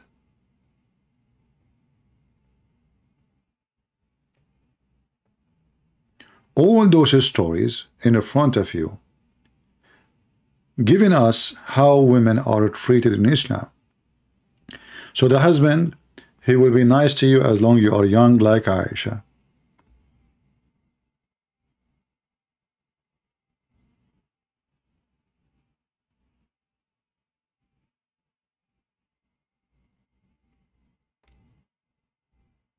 What do? You start kissing his ass. Please keep me.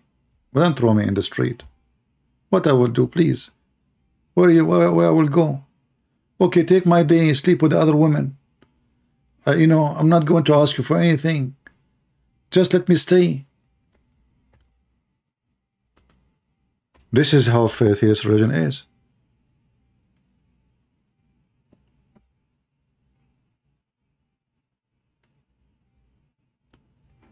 Let me show you another hadith.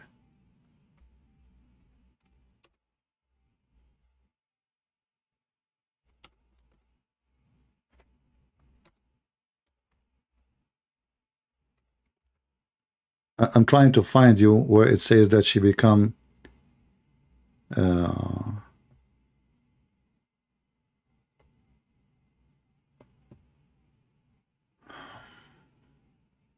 heavy.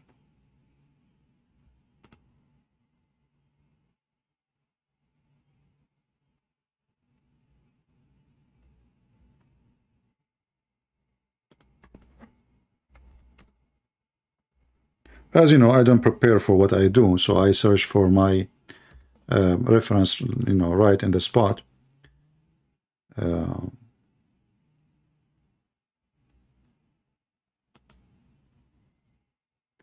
Let us see.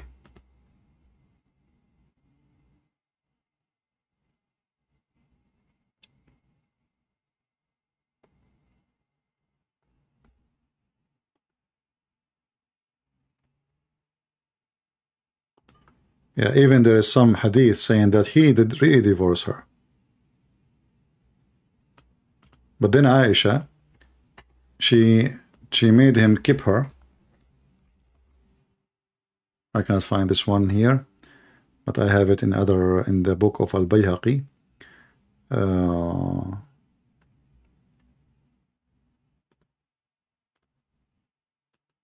So imagine this woman, she married supposedly the best man in history according to the Muhammadan. And the best man in history, you want to throw her in the street. In the same time, she is forbidden to remarry a new husband because she is the wife of Muhammad. This is how nice he is. He told the Muslims that my wives are your mothers.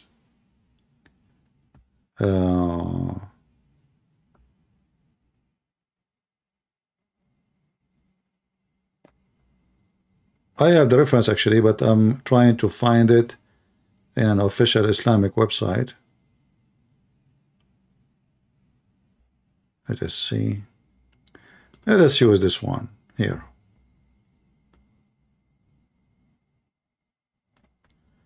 The reason for Aisha to give her day. Let us see here. Here we go. Here it says قال ابن ملقن أنه عليه السلام طلق سودة. From Hisham, from his father, he said in the book of Al-Bayhaqi, he said that he did divorce Sauda. And when he went out to pray, she held his dress. The woman, the wife, she begging him.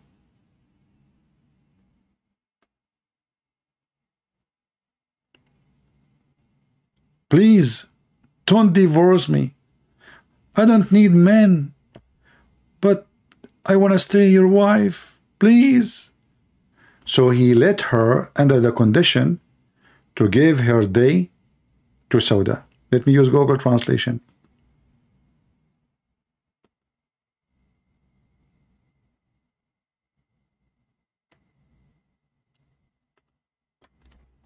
We search for divorce. Type in Arabic.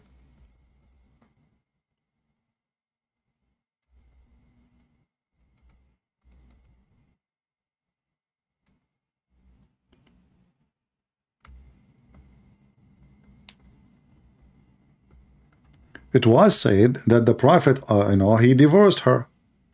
Blah, blah, blah, blah. But let us see the story. How she begged him holding his clothing.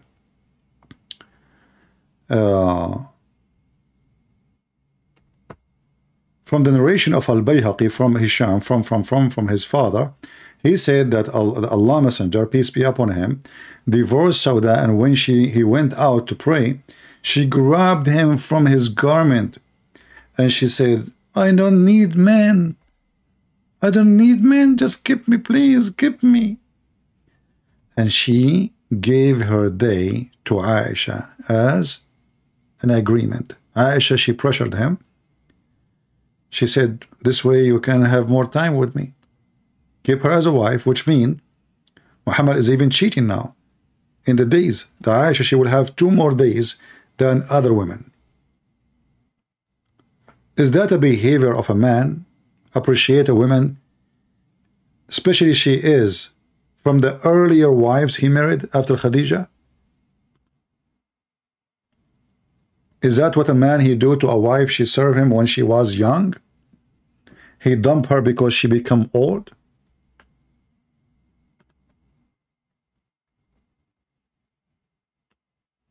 And this is the best example of God?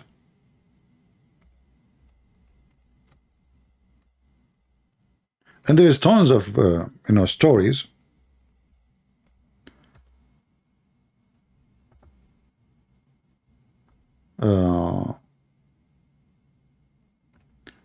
Okay, let me see if I can find the one in Al-Bukhari where it says she becomes slow. She is slow.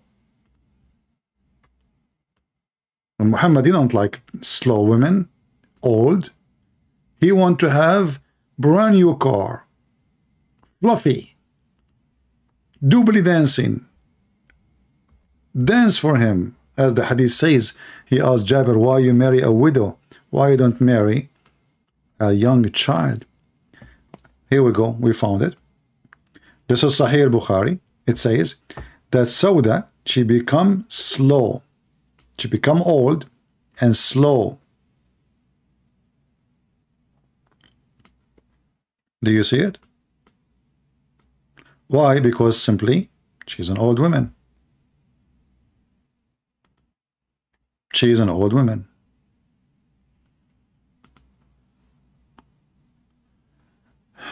Let us see if we can show you more. I mean, this is enough, right?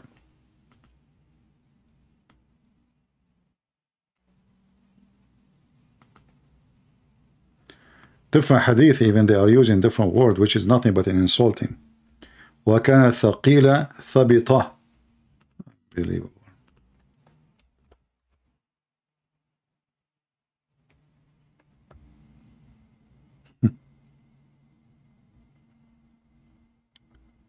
So the woman now, she cannot survive by herself. She's a poor woman. And this is the same woman, by the way. The reason for the hijab to come, it was because of her ass, if you remember. Because of her ass, Sauda, she was doing poo-poo, and then Umar ibn Khattab, he saw her at night doing poo-poo, and he was harassing her. He said to her, Arafnaki ya Sauda, we recognize you, Sauda. This woman, Sauda, she was big. This is the kind of Muhammad women he liked. He liked big and beautiful, which mean heavy duty, you know, like, I don't want to use the word fat, but this is what it is in Arabic. Omar, he saw her doing her poo-poo. He chased her. He said to her, we recognize you, Sauda. And then he went to his Muhammad and he said to him, why you don't order your wives to cover themselves, man? When he is the one is chasing them and they are at night doing poo-poo. And then Muhammad, he took what Umar he said and he make it Quran. This is why we will find that Umar he says, وَافَقْتُ رَبِّي وَوَافَقَنِي رَبِّي, which means my Allah agree with me and I agree with Allah. In what? In Quran. Allah, he copied the Quran of Umar. According to this hadith here, 3 things Umar he said, Allah he took it as he said, and he make it Quran. There's other reference about 10 things. There is some they say even way more. But you will notice here that the story of the hijab, the reason this Muslim woman now who married a Muslim man in New Zealand, she is wearing hijab because of the ass of Sauda. If Sauda, her ass was not involved, Muhammad will not order the hijab, which is very weird because the man, she was doing poo-poo and she was at night, so I cannot even see her hair. I mean, those people, they have dark hair. So what the hijab for? It doesn't make sense. However, you will notice that whatever Umar he said become Quran. So the ayah came as I have said. As I said, word by word. Read it. All of this is sahih.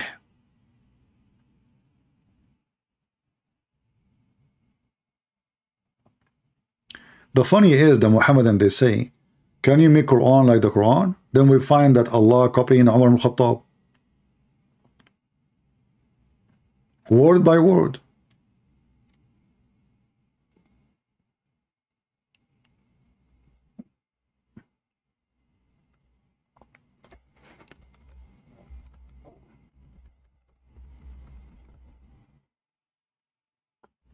Read carefully. This is not me saying that.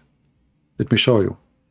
It's not me who's saying that the Quran came down about the hijab as Omar he said. No. Omar said that. So the verse, he's talking about all the list of the verses. They come down the same as I had said, word by word.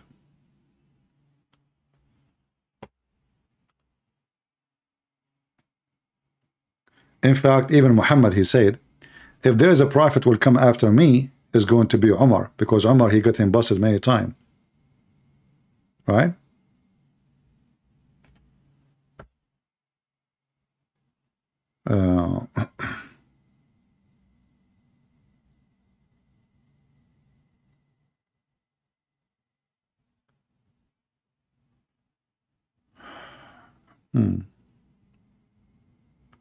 Anyway, do we have any Muhammadan want to have anything, want to say anything to us? So when those people, they lie to you about women, she have rights in Islam. I mean, as you see, the Muslim, they have no shame even to lie about their religion, to lie to their wives.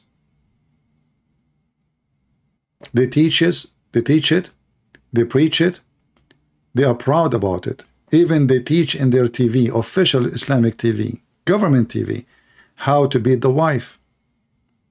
They are proud of it.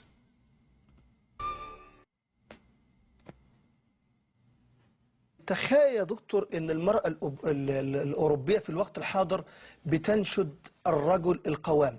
أنا يعني The guy is saying to the sheikh, imagine that women in the West, they are desperate to find a man he is strong. How he is strong? And he have some statics, like he have studies, official studies. Watch with me. هدي المشاهدين سريعا كده بعض إحصائيات سريعة عن هذا الأمر. 90% من نساء بريطانيا ما بيحبوش يتزوجوا من الرجل الضعيف اللي أول ما تحصل أول مشكلة أو أي 90% of women in England, they don't like to marry a weak man. We want to know what weak man mean. We will find out soon. What weak man is. What is that exactly, weak man? Maybe he cannot carry his wife to bed.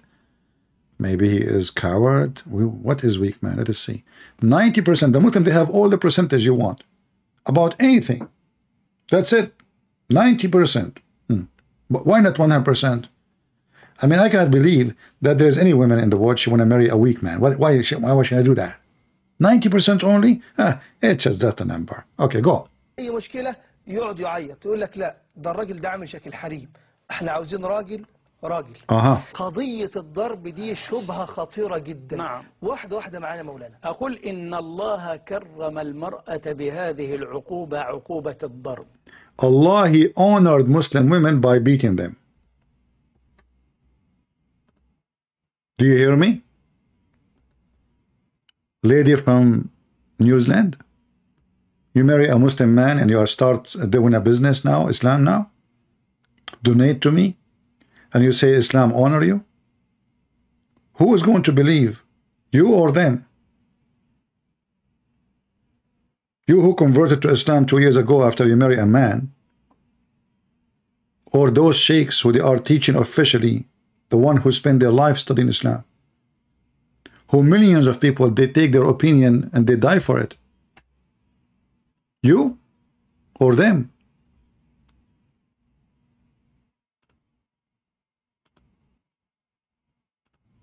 This is an ex-Muslim, by the way. It is not our topic. So Allah, He honored Muslim women by beating. Let us be honest. I mean, can you honor a woman more than this?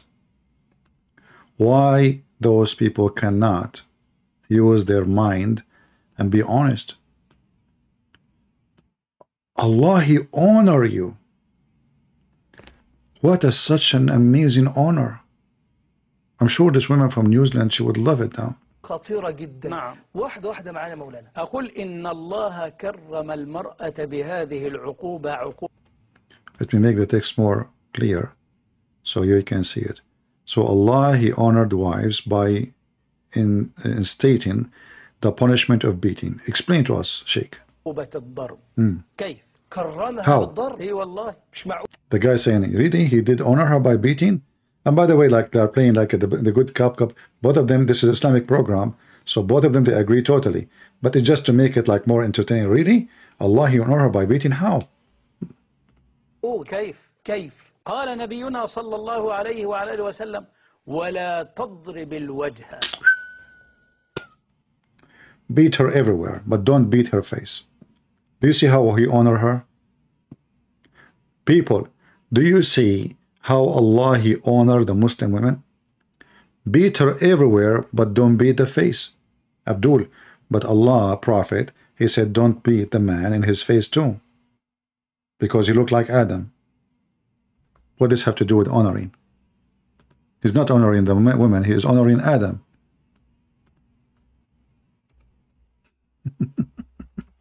And now you are beating the women, and now you are honoring her. Man, that is really an honor. I mean, look at this. Reported Allah Messenger saying, if any of you fight with, he must avoid the face. Why? Because Allah created Adam in his image. What does this have to do with honoring? So I honor you by beating you in your butt, in your chest, like what Muhammad did. She said, "Haddajani ala sadri." He did hit my chest, and I have a bad pain because of it. It turned to be that is for your benefit, and you are just being weird. Shame on you. Why people do not see? We will go back to those guys, to the for love. Where is the video? Too many videos I have open in my screen, so I have to jump from one to one. Sorry. الله ولا تقبح شوف كرمها إن ضربها لا يضربها على وجهها حتى وهو يضربها لا يسبها ولا. Even when he beat her, he should not curse her. This is the ethic of a Muslim man. You beat her, yes. You made her skin blue, green from beating, yes. But don't curse her. And don't hit her face. We honored women. And this woman from New Zealand, she said that Islam protect women. Protect women from who?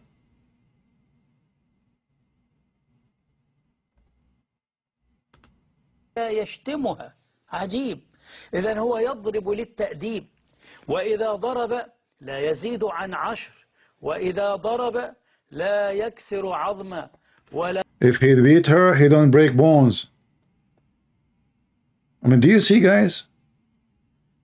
You don't beat your wife until you break her bones. You stop. Don't break bones. We have rules. No bones breaking. And this is how Allah, He honored the women. But the liar, they say to us that in Islam we beat them by toothbrush. Now we are talking about not to break bones.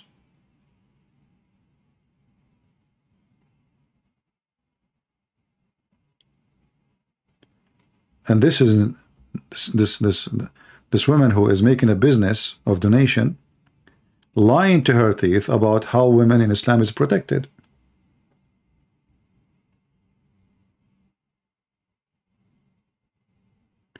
If there is any Muhammadan can say I'm lying, as you see, I'm showing you your cleric. I'm showing you what it is in your TV. So we can lie to our wives. A real man is the man who marries a second wife. If you can't stand the heat, get out of the kitchen. You should not have attempted this from the first place. If you are not a man enough to get married to a second woman, don't even dream about it. A real man, a man enough is the one who gets second and third and fourth. A real man is the one who beat his wife. A real man is the one who, when she got old, he dumped her like Muhammad did. And the real man is the one who lied to his wife and marry a second wife. Me, hijab, Brother Sirtaj, they would on lie detector test. And they said the following questions. Do you love your wife? Yes. Pass. Would you die for her? Yes. Pass. If your wife was okay, would you get a second wife? Yes. Pass. There is not a conflict between a man loving his wife and a man wanting to be polygamous. I agree. There is no conflict. And then he asked him about if he can lie. He said, yes, you can lie for sure. A man, he loved his wife in Islam since when? If you love your wife, you don't marry a second wife. You love all your wives? Really? Let us go and see if Muhammad loved his wife. Do Muhammad love his wives? And they got, and the funny is, they got 4 women in the age of a grandmother, yet none of them in the age of Aisha. But I thought the Prophet, he married Aisha at the age of 6 and she was mature. And even Mimi Hijab, he confirmed that yes, in Islam, even the chapter of At-Talaq speak about divorcing children's. Why you don't invite girls at the age of 6? Who are those? Those are women now? Those are grandmother in Islam.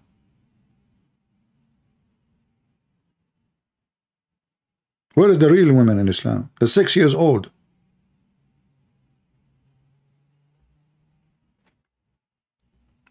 And then the Muslim women, because Islam protect women, they are talking about protect women, not men. They are talking about the amazing teaching of Allah. Is that you, yeah? And possibly if we're talking about secret second wife, if my husband has gone behind my back, that to me is cheating. Okay, even if it is Islamically correct. Feminist sisters who even if it is Islamically correct. Their sisters, who will die for their sisters, will take a bullet for their sisters, but will not share their husbands for their sisters. So the point is this, you know, let me be real, yeah? If you got a good husband, by the way, I'm not talking about these guys who don't pray, jahil clowns, yeah? We are not talking about the bad Muslims. We are talking about the good Muslims who pray. Those are the ones who have secret wife. Come on. Who don't pray, who oppress their wives. A good man who practices. Oh, he don't oppress his wife by marrying a second wife and third wife and fourth. This is not oppression. No, no, no, no. This is the right thing to do. Who fears Allah, who's good to his wife, takes care of his wife. He comes and he says, I want a second wife. All hell breaks loose. And then we blame this man. Yeah, but why are you keeping it secret? What else should he do? See? You blame the man for doing a secret wife? Huh? I thought Muslim women are happy women. It turned to be that Muslim women don't like to get a new...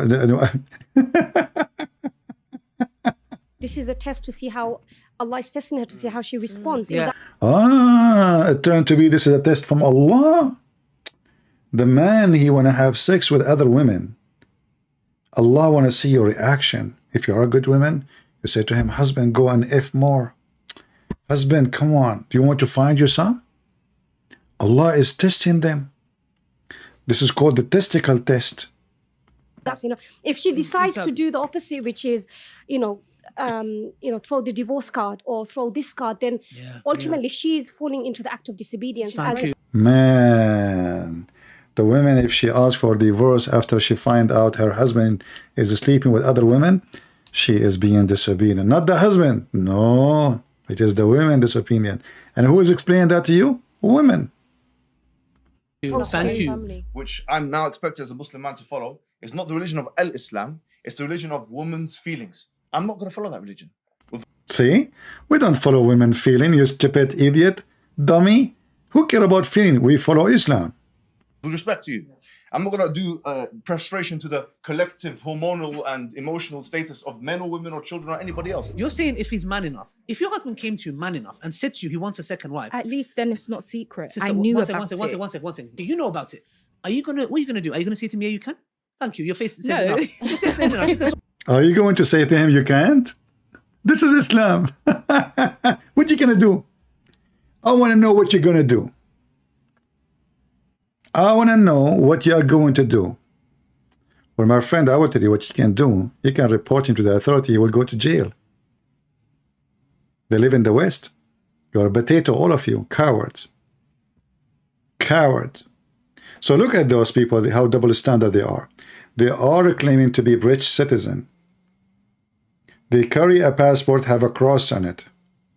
They took an oath when they got citizenship to be obedient to the law, and they are discussing wide open having secret marriage. Legally, officially, according to Allah teaching. Showing you how much the Muslim woman, she is oppressed. And they are showing you that the good woman is the one who not the one who dislike. Actually, I just remember something. Muhammad, he spoke about women who complain about their husbands because they beat them. What is the hadith? Hold on, let me remember.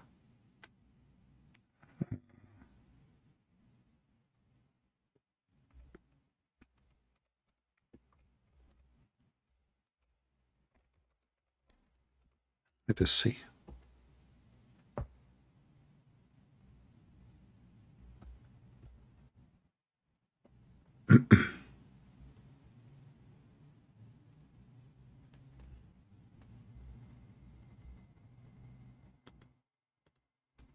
a group of women who complain about their husband beating them. Muhammad, he said, those women who go around complaining about their husband, they beat you, they are not the best of yours.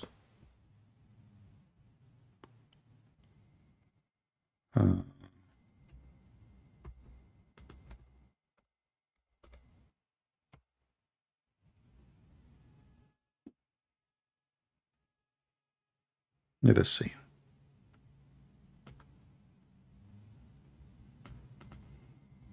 Read with me and see how filthy this religion is. And the Muslim translation, as usual, they try to cover it up. So here it says, and this is sahih, you know, this is not, this is authentic, very authentic. As you see, all those references are authentic. So those women who complain about their husband beating them, they are not the best among you. Do you see it? Women, many women, they came to Muhammad and told him, many women, they have gone around Muhammad's family complaining of their husband, those who do so. That is, those who take to beating their wives. Look at the first translation, you know, those who do what? Those who take to beating their wives are not the best of you. You see how they mix it? The women who they are doing that, they are not the best of you. Let's go to the previous one. Unbelievable.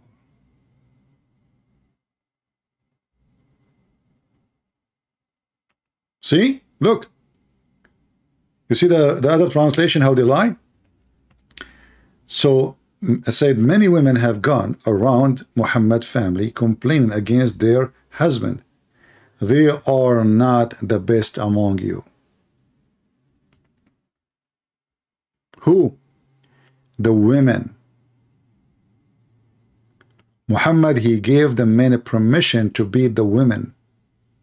And those women who go around complaining about their husband beating them, they are not the best of you. And this is authentic. This is Islam.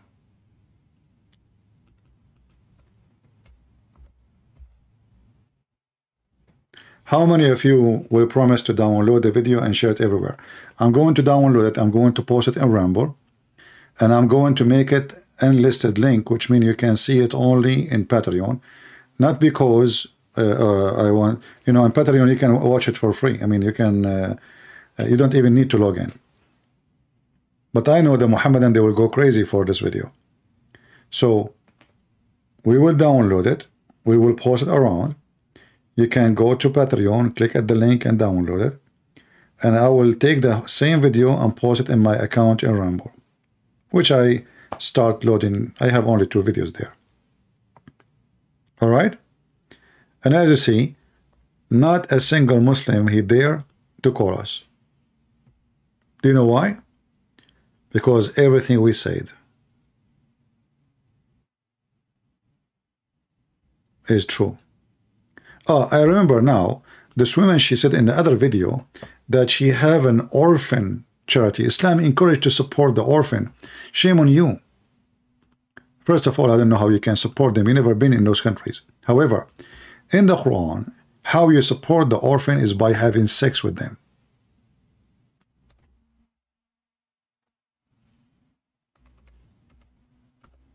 Have you ever heard of filthy religion like this?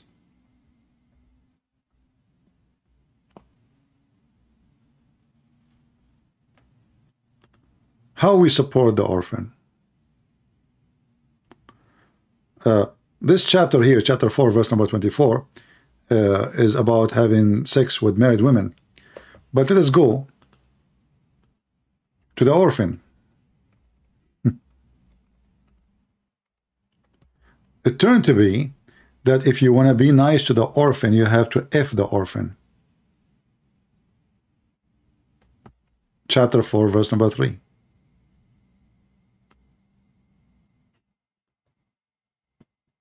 But the word orphan is something we say to children. Correct? If a woman, she is 19, 20, 21, she is not an orphan. Do we agree? The word orphan is for someone is a child. So how in Islam we support orphan? Read carefully. If you fear that you will not act justly toward the orphan, well, there is nothing there about marriage. What, read carefully. Marry such women as seem good to you. 2 and 3 and so the orphan is the one you have sex with first. If you don't want, go and F women 2 and 3 and 4. If we go to chapter 65, verse number 4, that chapter is speaking about divorcing children. Actually, the verse itself, the chapter itself, is the chapter of divorce. Children who never had their period because they are too young.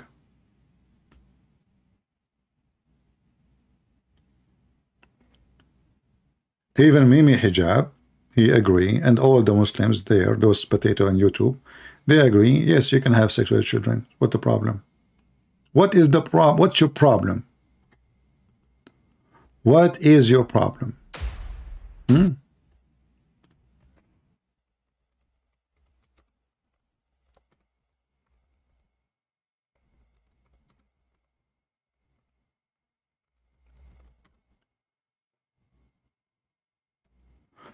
I'm typing in Arabic in YouTube.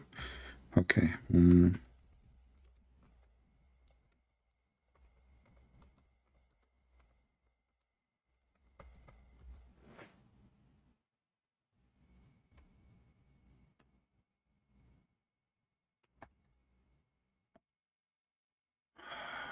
Let us see.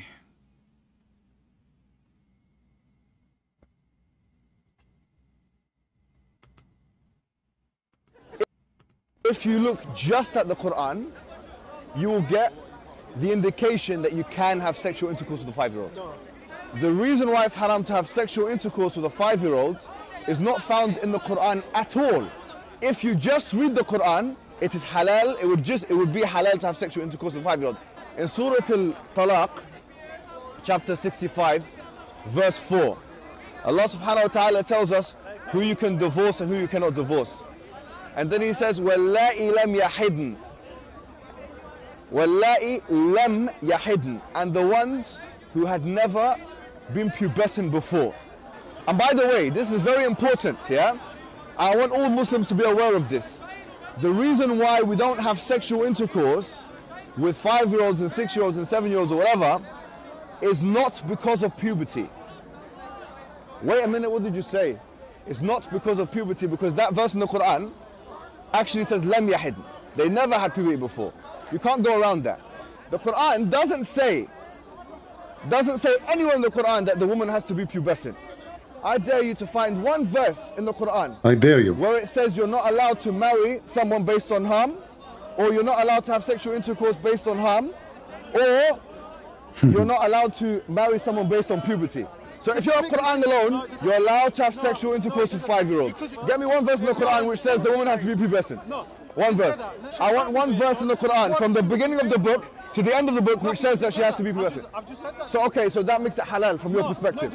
From your perspective, it's halal. You know, in the Quran it says حُرِّمَتْ عَلَيْكُمْ أُمَّهَاتِكُمْ. It says you're not allowed to marry your mum. It says you're not allowed to marry your sister, your auntie. Where does it say you're not allowed to marry a prepubescent? I'm looking for one verse that you can say, you pinpoint it and say this is where it says prepubescent marriage or whatever is not allowed. So if you're Quran alone, you're steered towards pedophilia, and a severe type of pedophilia. Can you believe it? He just admitted that if you have sex with children, you are a pedophile. If you're the Quran alone, you're a pedophile. Okay, well, for the Hadith, isn't it your prophet, he married Aisha at the age of 6? He mentioned that there is nowhere it says you cannot marry someone she is 5. Does it make a difference between 5 and 6?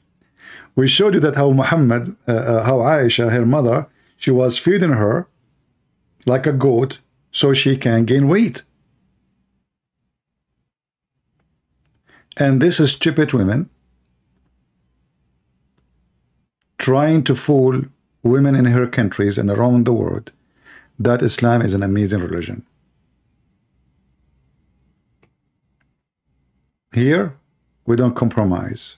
We share the truth and the truth only. And the truth will set you free. The Lord, He says that who is the father of all lies? Who is the father of all lies? The devil. They lie. They lie to their teeth. Islam without lies dies. And this is why we see an avalanche. You see those Muhammadan, even the one who disagree with us and they fight against us, etc., slowly, slowly, slowly, they will end leaving the garbage of Muhammad. In the beginning, they will be stubborn, they will be angry, they will be aggressive, but they will notice, you know what, he is putting the reference in front of us. We have even videos of their own explain how having sex with the children is right. We have their own words saying this is a pedophile act. The Quran teaches nothing but to be pedophile. And what Mimi Hijab trying to say to you, the girl, she have to be able to be effed, excuse my language. It's not the age. It's not the age.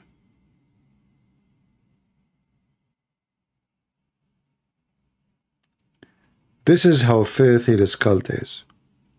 So, again, if you want to watch the video, you will find the link only in Patreon, which means going to be here for some time, and then we will delete and we will keep it only in Ramble or wherever download the video. Until we see you soon again, I want to say thank you all for being here, and glory to the Lord. Women in Christianity is treated equally, one man, one wife. A decent man, a decent woman. Marriage in Christianity is real marriage. For it's not a contract of sex. It's not a contract of finance. It is a unity by God. Have nothing to do with all what they say.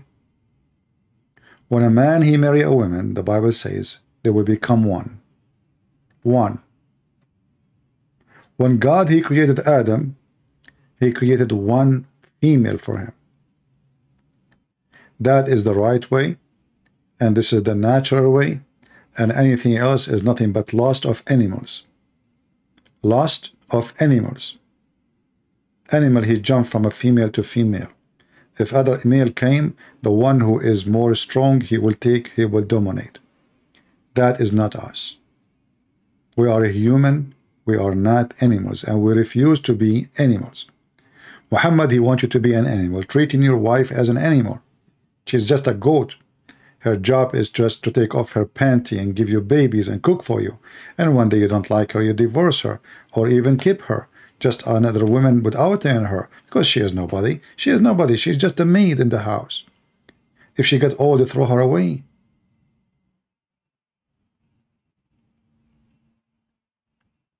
So when those liars, they say Islam respect women, how Islam respect women and Islam make you equal to dogs and donkey?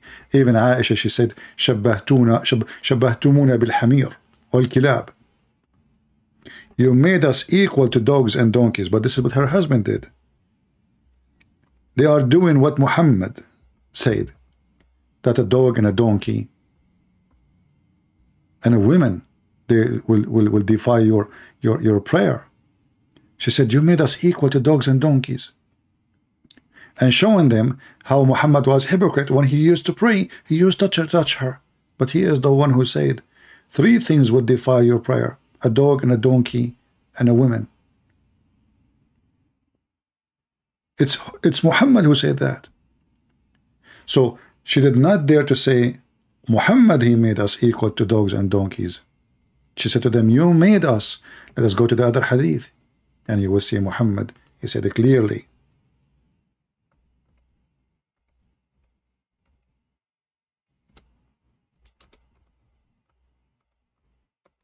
Dog and a donkey and a woman. They They say don't cut the prayer. No, that's not what it says. This is not about cutting. It's about making your prayer invalid.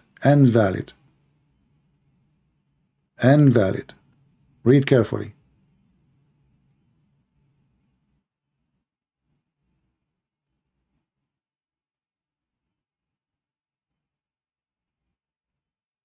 This is how Muhammad he looked at women.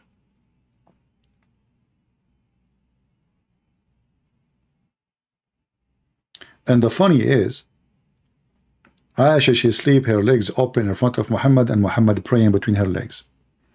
But yet he said to them, to the Muslims, women are equal to dogs and donkeys, and they will defy your prayer.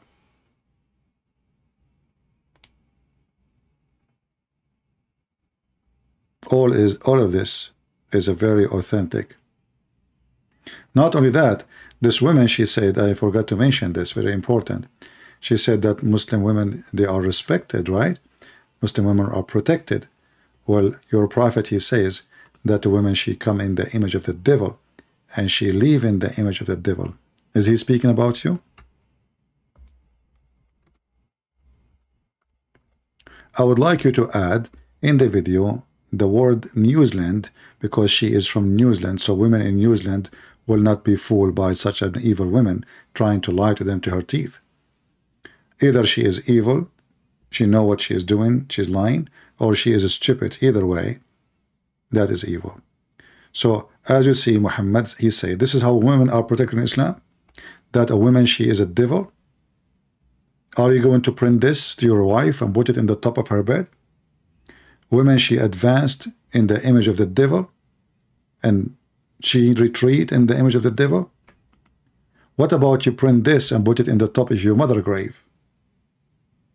What about you print this, put it in the top of your mother bed?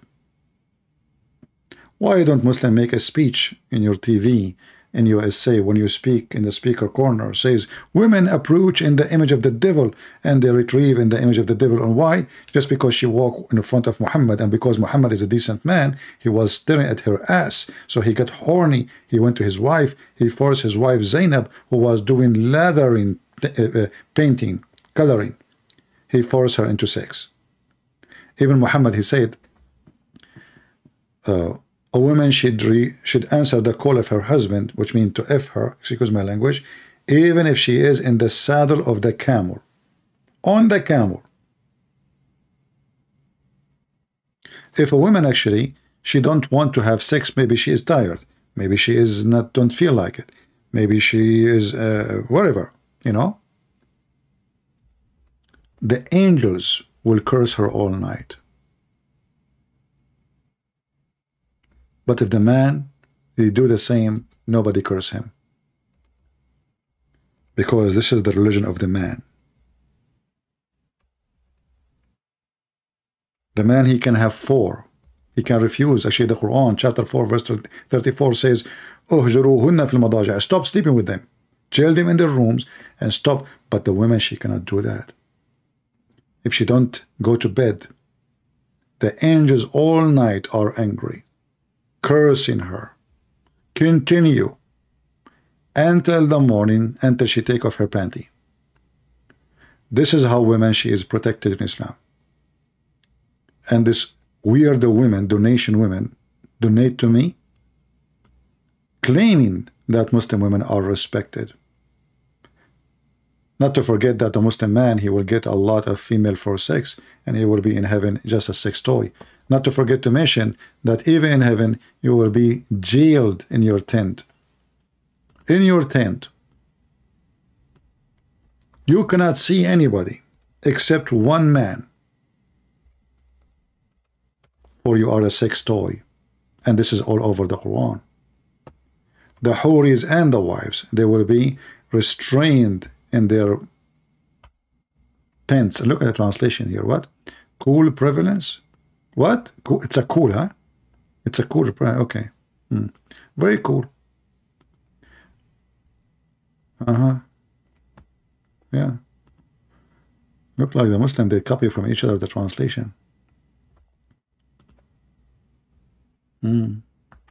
What a nice jail for eternity. Just to be effed just to be effed.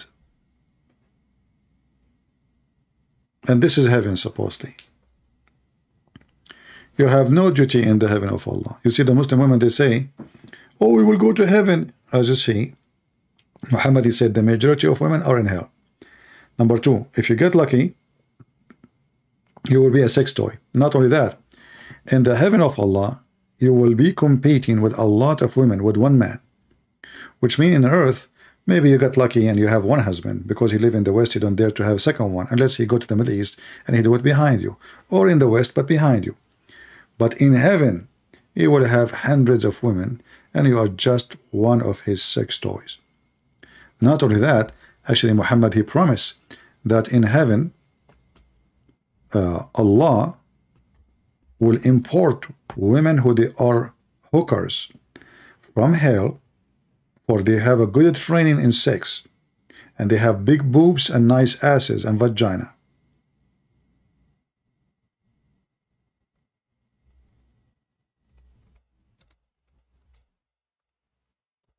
He will import them from hell. Let us see if we can find the hadith.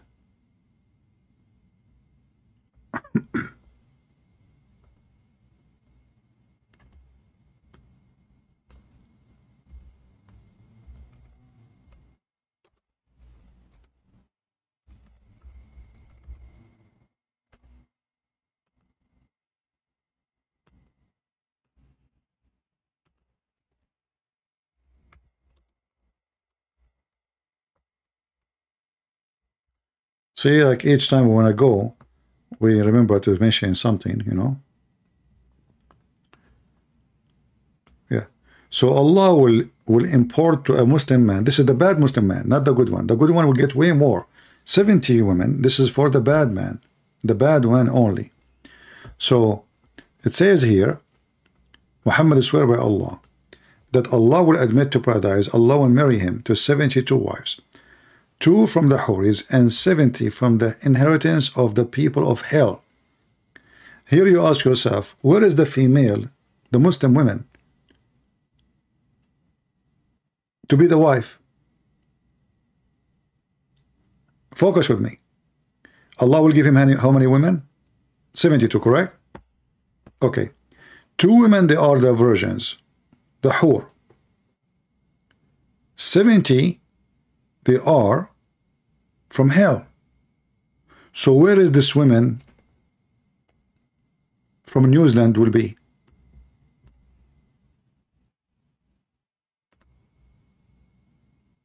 Are you following with me?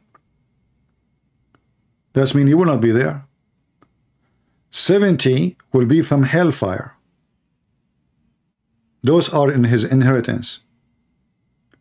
2 are the virgins who Allah made them in heaven for effing. They are so good in bed. Where you will be?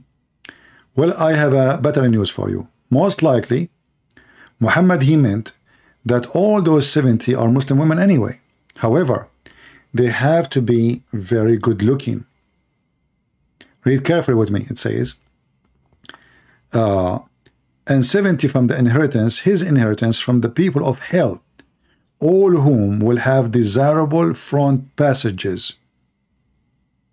And he will have a male member that will never become flaccid, i.e. soft and limp. And this woman, she is telling us about amazing religion, spiritual relationship with Allah. When all of Islam is about penises and vagina and orgasm of 70 years. And Muhammad is stuck with number 70. The orgasm of a Muslim man is 70 years in heaven. Oh, that's mean how many years the sex itself. And then 70 years orgasm, and we do not know, he did not mention how many years of the sex itself with the women. But then the second woman, another 70 years. So if this guy, he have all those women, just those women, I'm not going to count the endless number Muhammad he came with, what we will find. Let me show you how funny the number will be. So I will take the 72, each one of them 70 years orgasm. 72 x 70, just the orgasm alone. 5,040 years. Which means if the man, he is just having orgasm with you 70 years, he will have sex with you again after 5,040 years after that. You have to wait. Your legs is open, excuse my language, for 5,040 years before you are going to be boomed by His Majesty, who his penis, great news, will never go limp. And here you see how Muhammad is a filthy man. You know, we cannot compare between him and the Messiah. God forgive me for even mentioning the name, the two names in one line. That is not the Holy God teaching. That is a filthy, disgusting street man. Even street men, they will not speak filthy like this man. Imagine you are standing in a now and somebody claiming to be a prophet. Imagine Muhammad, he just came to us and he just said this to us. How stupid are you to listen to such a man? He's a pimp. They call him holy. They worship him. They die for him. They kill for him, for he is satanic. Satan always uses money and sex to control the mind of many. Any tools, which all of it is about physical. And if he can make it emotional, that is even going to be better. That is not what God is about. When they asked Jesus about who is going to have this woman when she go to heaven, he said, he and she, they will not get married. The same as angels they will be. So me and a female Christian, we will be in heaven equally. I will not have 70 virgins to sleep with me, and she will not have 70 men to sleep with her. We will be without needs. When the Messiah, he said the same as angels, did you think about it? What does that mean?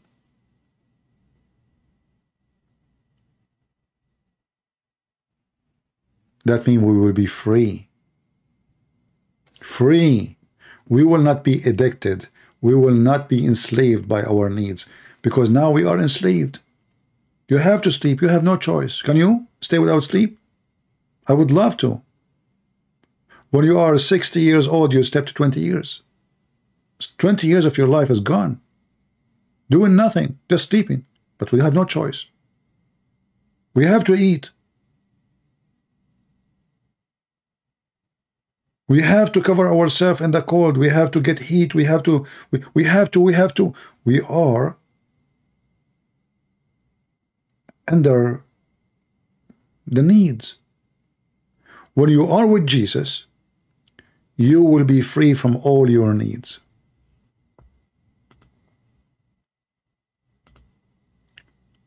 In heaven with the Messiah, you will not get married. She will not get married. Because the purpose of marriage is not there. The purpose of marriage and sex is to reproduce.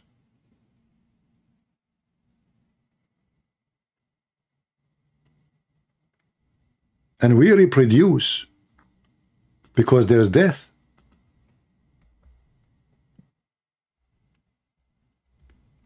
I don't want to turn it now to make it about the Bible now, but this is the reason we reproduce. Death, take one, take the father, children, they will continue. But now we are in heaven.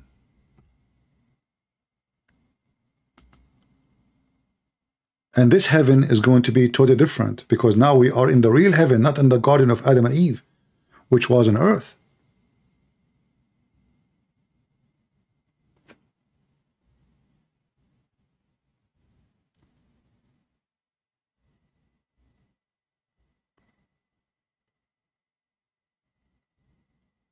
We cannot compare between the faith of Muhammad and the love of the Messiah. No man can claim that he chose the Messiah because it gave him a privilege. Somebody will say to you, well, Christianity gave the man, he is the leader of the house. Well, that is the leader of the house, for he have responsibility, not because he is God of the women. Muhammad, he said, if you want to ask a woman to do something, to worship somebody, is to worship her husband. He made the husband God.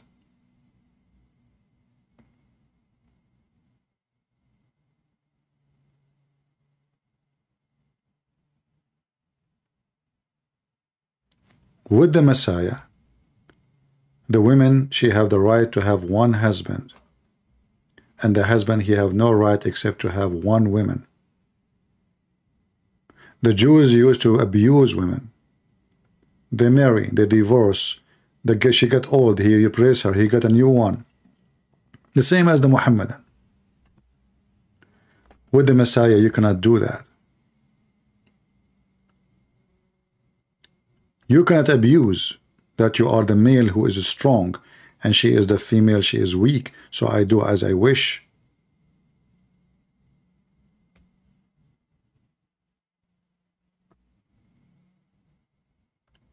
With Muhammad, this is the religion of the privilege of the man. For everything is made for the man and by the man, not the opposite. I have many women who left Islam speaking to me, as you know. And all of them agree. The reason, number one reason, they leave Islam because they notice that Islam is a religion of the man. However, I'm not that man who will take such a religion to be my religion, because I have to be a pervert, filthy, agree with having sex with the children's, taking my neighbor or my own son wife, as Muhammad did to Zainab. Zainab, the wife of his own son.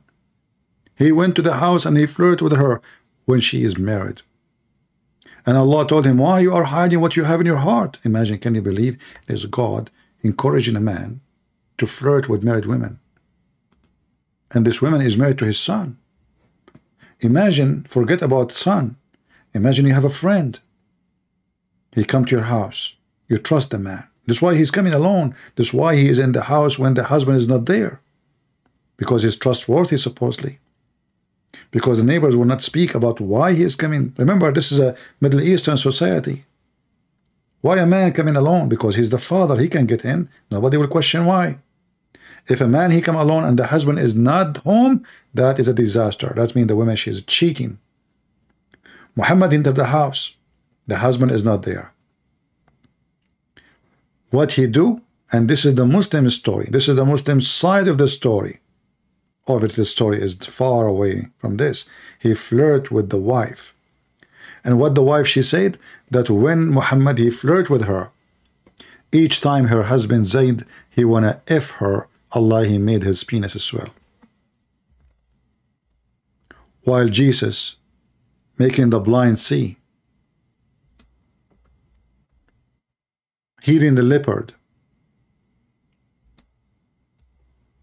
resurrecting people from death, Allah was busy making the husband penis swell. This is his miracle.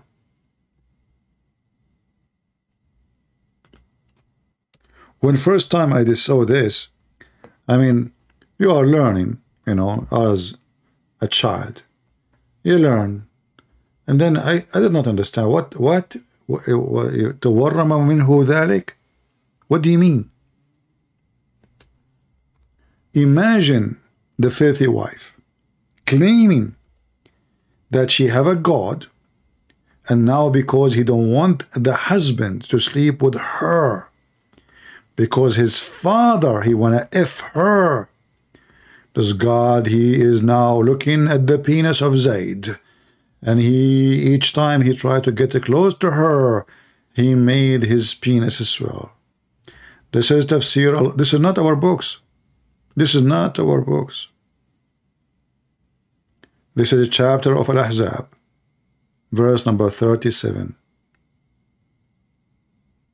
Page number 423. Al-Qurtubi, the official government website of the Kingdom of Saudi Arabia. Each time the husband, he wanna F his wife, Allah, he made his penis swell. Use Google Translation. Let me post for you the link. This is a religion made only designed for the penis of Muhammad. And then Muhammad, he used the penis of the men around him to give them more privilege, but for sure not like his privilege. So he make a penis god religion. In Japan, they make a penis, big penis, and they walk behind it, a festival. In Islam, the penis is Muhammad. And I find it astonishing that this is what they say about what happened in their books. This is not the books of the enemies. This is not books written about Muhammad by Christian Prince. This is what is written by the Muslims after they took off all the bad things about Muhammad.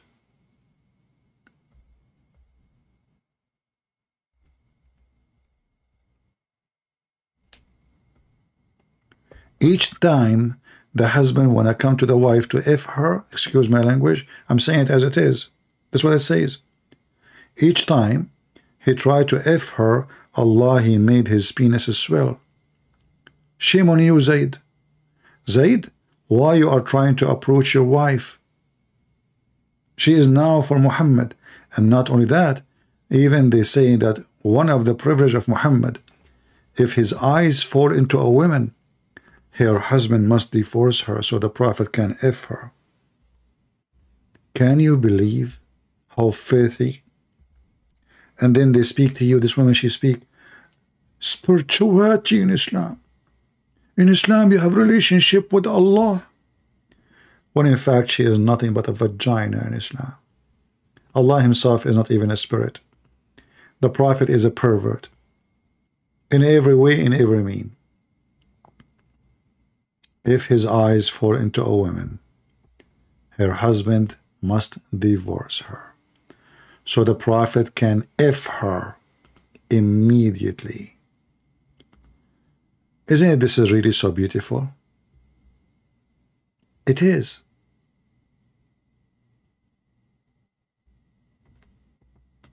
Allah, he cared for Prophet Muhammad. So he said to himself, well, you know what? What if Muhammad visiting one of his friends or walking in the street and he saw a woman he liked?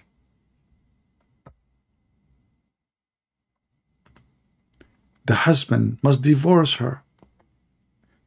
Privilege number 10. إذا وقع بصره على امرأة وجب على زوجها طلاقها وحل له نكاحها. Number 10, and you will notice even all of them is about sex and money. If the Prophet eyes fall into a woman, her husband must immediately divorce her so the Prophet can F her. And this crazy woman trying to lie to her own country people that in Islam there is a religion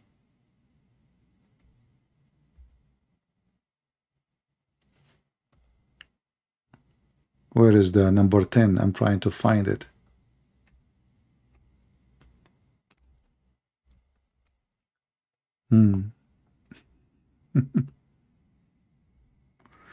Where is the, I'm trying to find the translation, if his eyes fall into a woman. Okay, let's see. Here we go. If his side, number 10, if his side who? Muhammad, falls on a woman, her husband must divorce her so the Prophet can F her. They say here, translation lawful. No, so the Prophet can F her, not to marry her. Have you ever heard of a pervert prophet like this? And they claim that this is from God. Is it? If this is from God, what is from Satan? What is Satan? This is Satan, my friend. This is not from God. Period. No man will respect any man. He go to his friend or anyone he knew, or he see this is a gang behavior. Because you are a gang, you are a holako. You are Genghis Khan. You like the women, you take the whole tribe if you want. You are unjust. You are a criminal. In which right you take the wife of a man? Just because your eyes fall on her and you like her. How you can justify that? Well, no problem. There's no need to justify. He's a prophet of Allah. And that give his penis all the privilege. For this is a penis God. The penis Muhammad and the penis Allah and the penis book is all about penises. And how to obey Mr. Penis. Everything is made for him, Muhammad, and for his penis. This is the truth. And the Lord, He'll always say to us, read the books, search for the truth, look for it, and the truth will set you free. And the Lord, He says, I am the truth, not this filthy Muhammad. So those females who they marry a Muslim man and they try to sell you Islam and to make money from business in YouTube and donation, we are here to expose their lies so they will not be able to deceive your daughters. If you care for your wife, you care for your daughter, young, share with them. Don't be a fool. They are working hard to deceive your children. One day your daughter, she will come back home and she'll say, Dad, I want to marry a husband, he's a Muslim. Oh, Dad, I want to convert to Islam. And then you come to Christian Prince, says, help me. I will not help you. You don't deserve my help because you heard me already 1,000 times. And you did nothing. You've been warned. You've been taught. We give you reference. We give you proofs. We play video for you. I spend hours every day. And the other day, I spent 11 hours in one day. So don't tell me I need your help. I did my part. Do your part, protect your family, and not protecting them by shouting at your kids, says Islam is bad. Show them. Prove it to them. Teach them in early age so they can be immune from the devil Muhammad.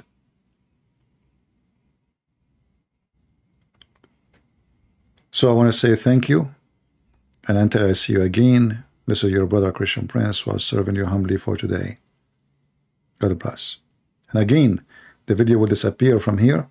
You can find the link in Patreon, and you do not need to make a donation. You go there, it's for free. Click at the link there, download the video, share it around. God bless, and see you soon again.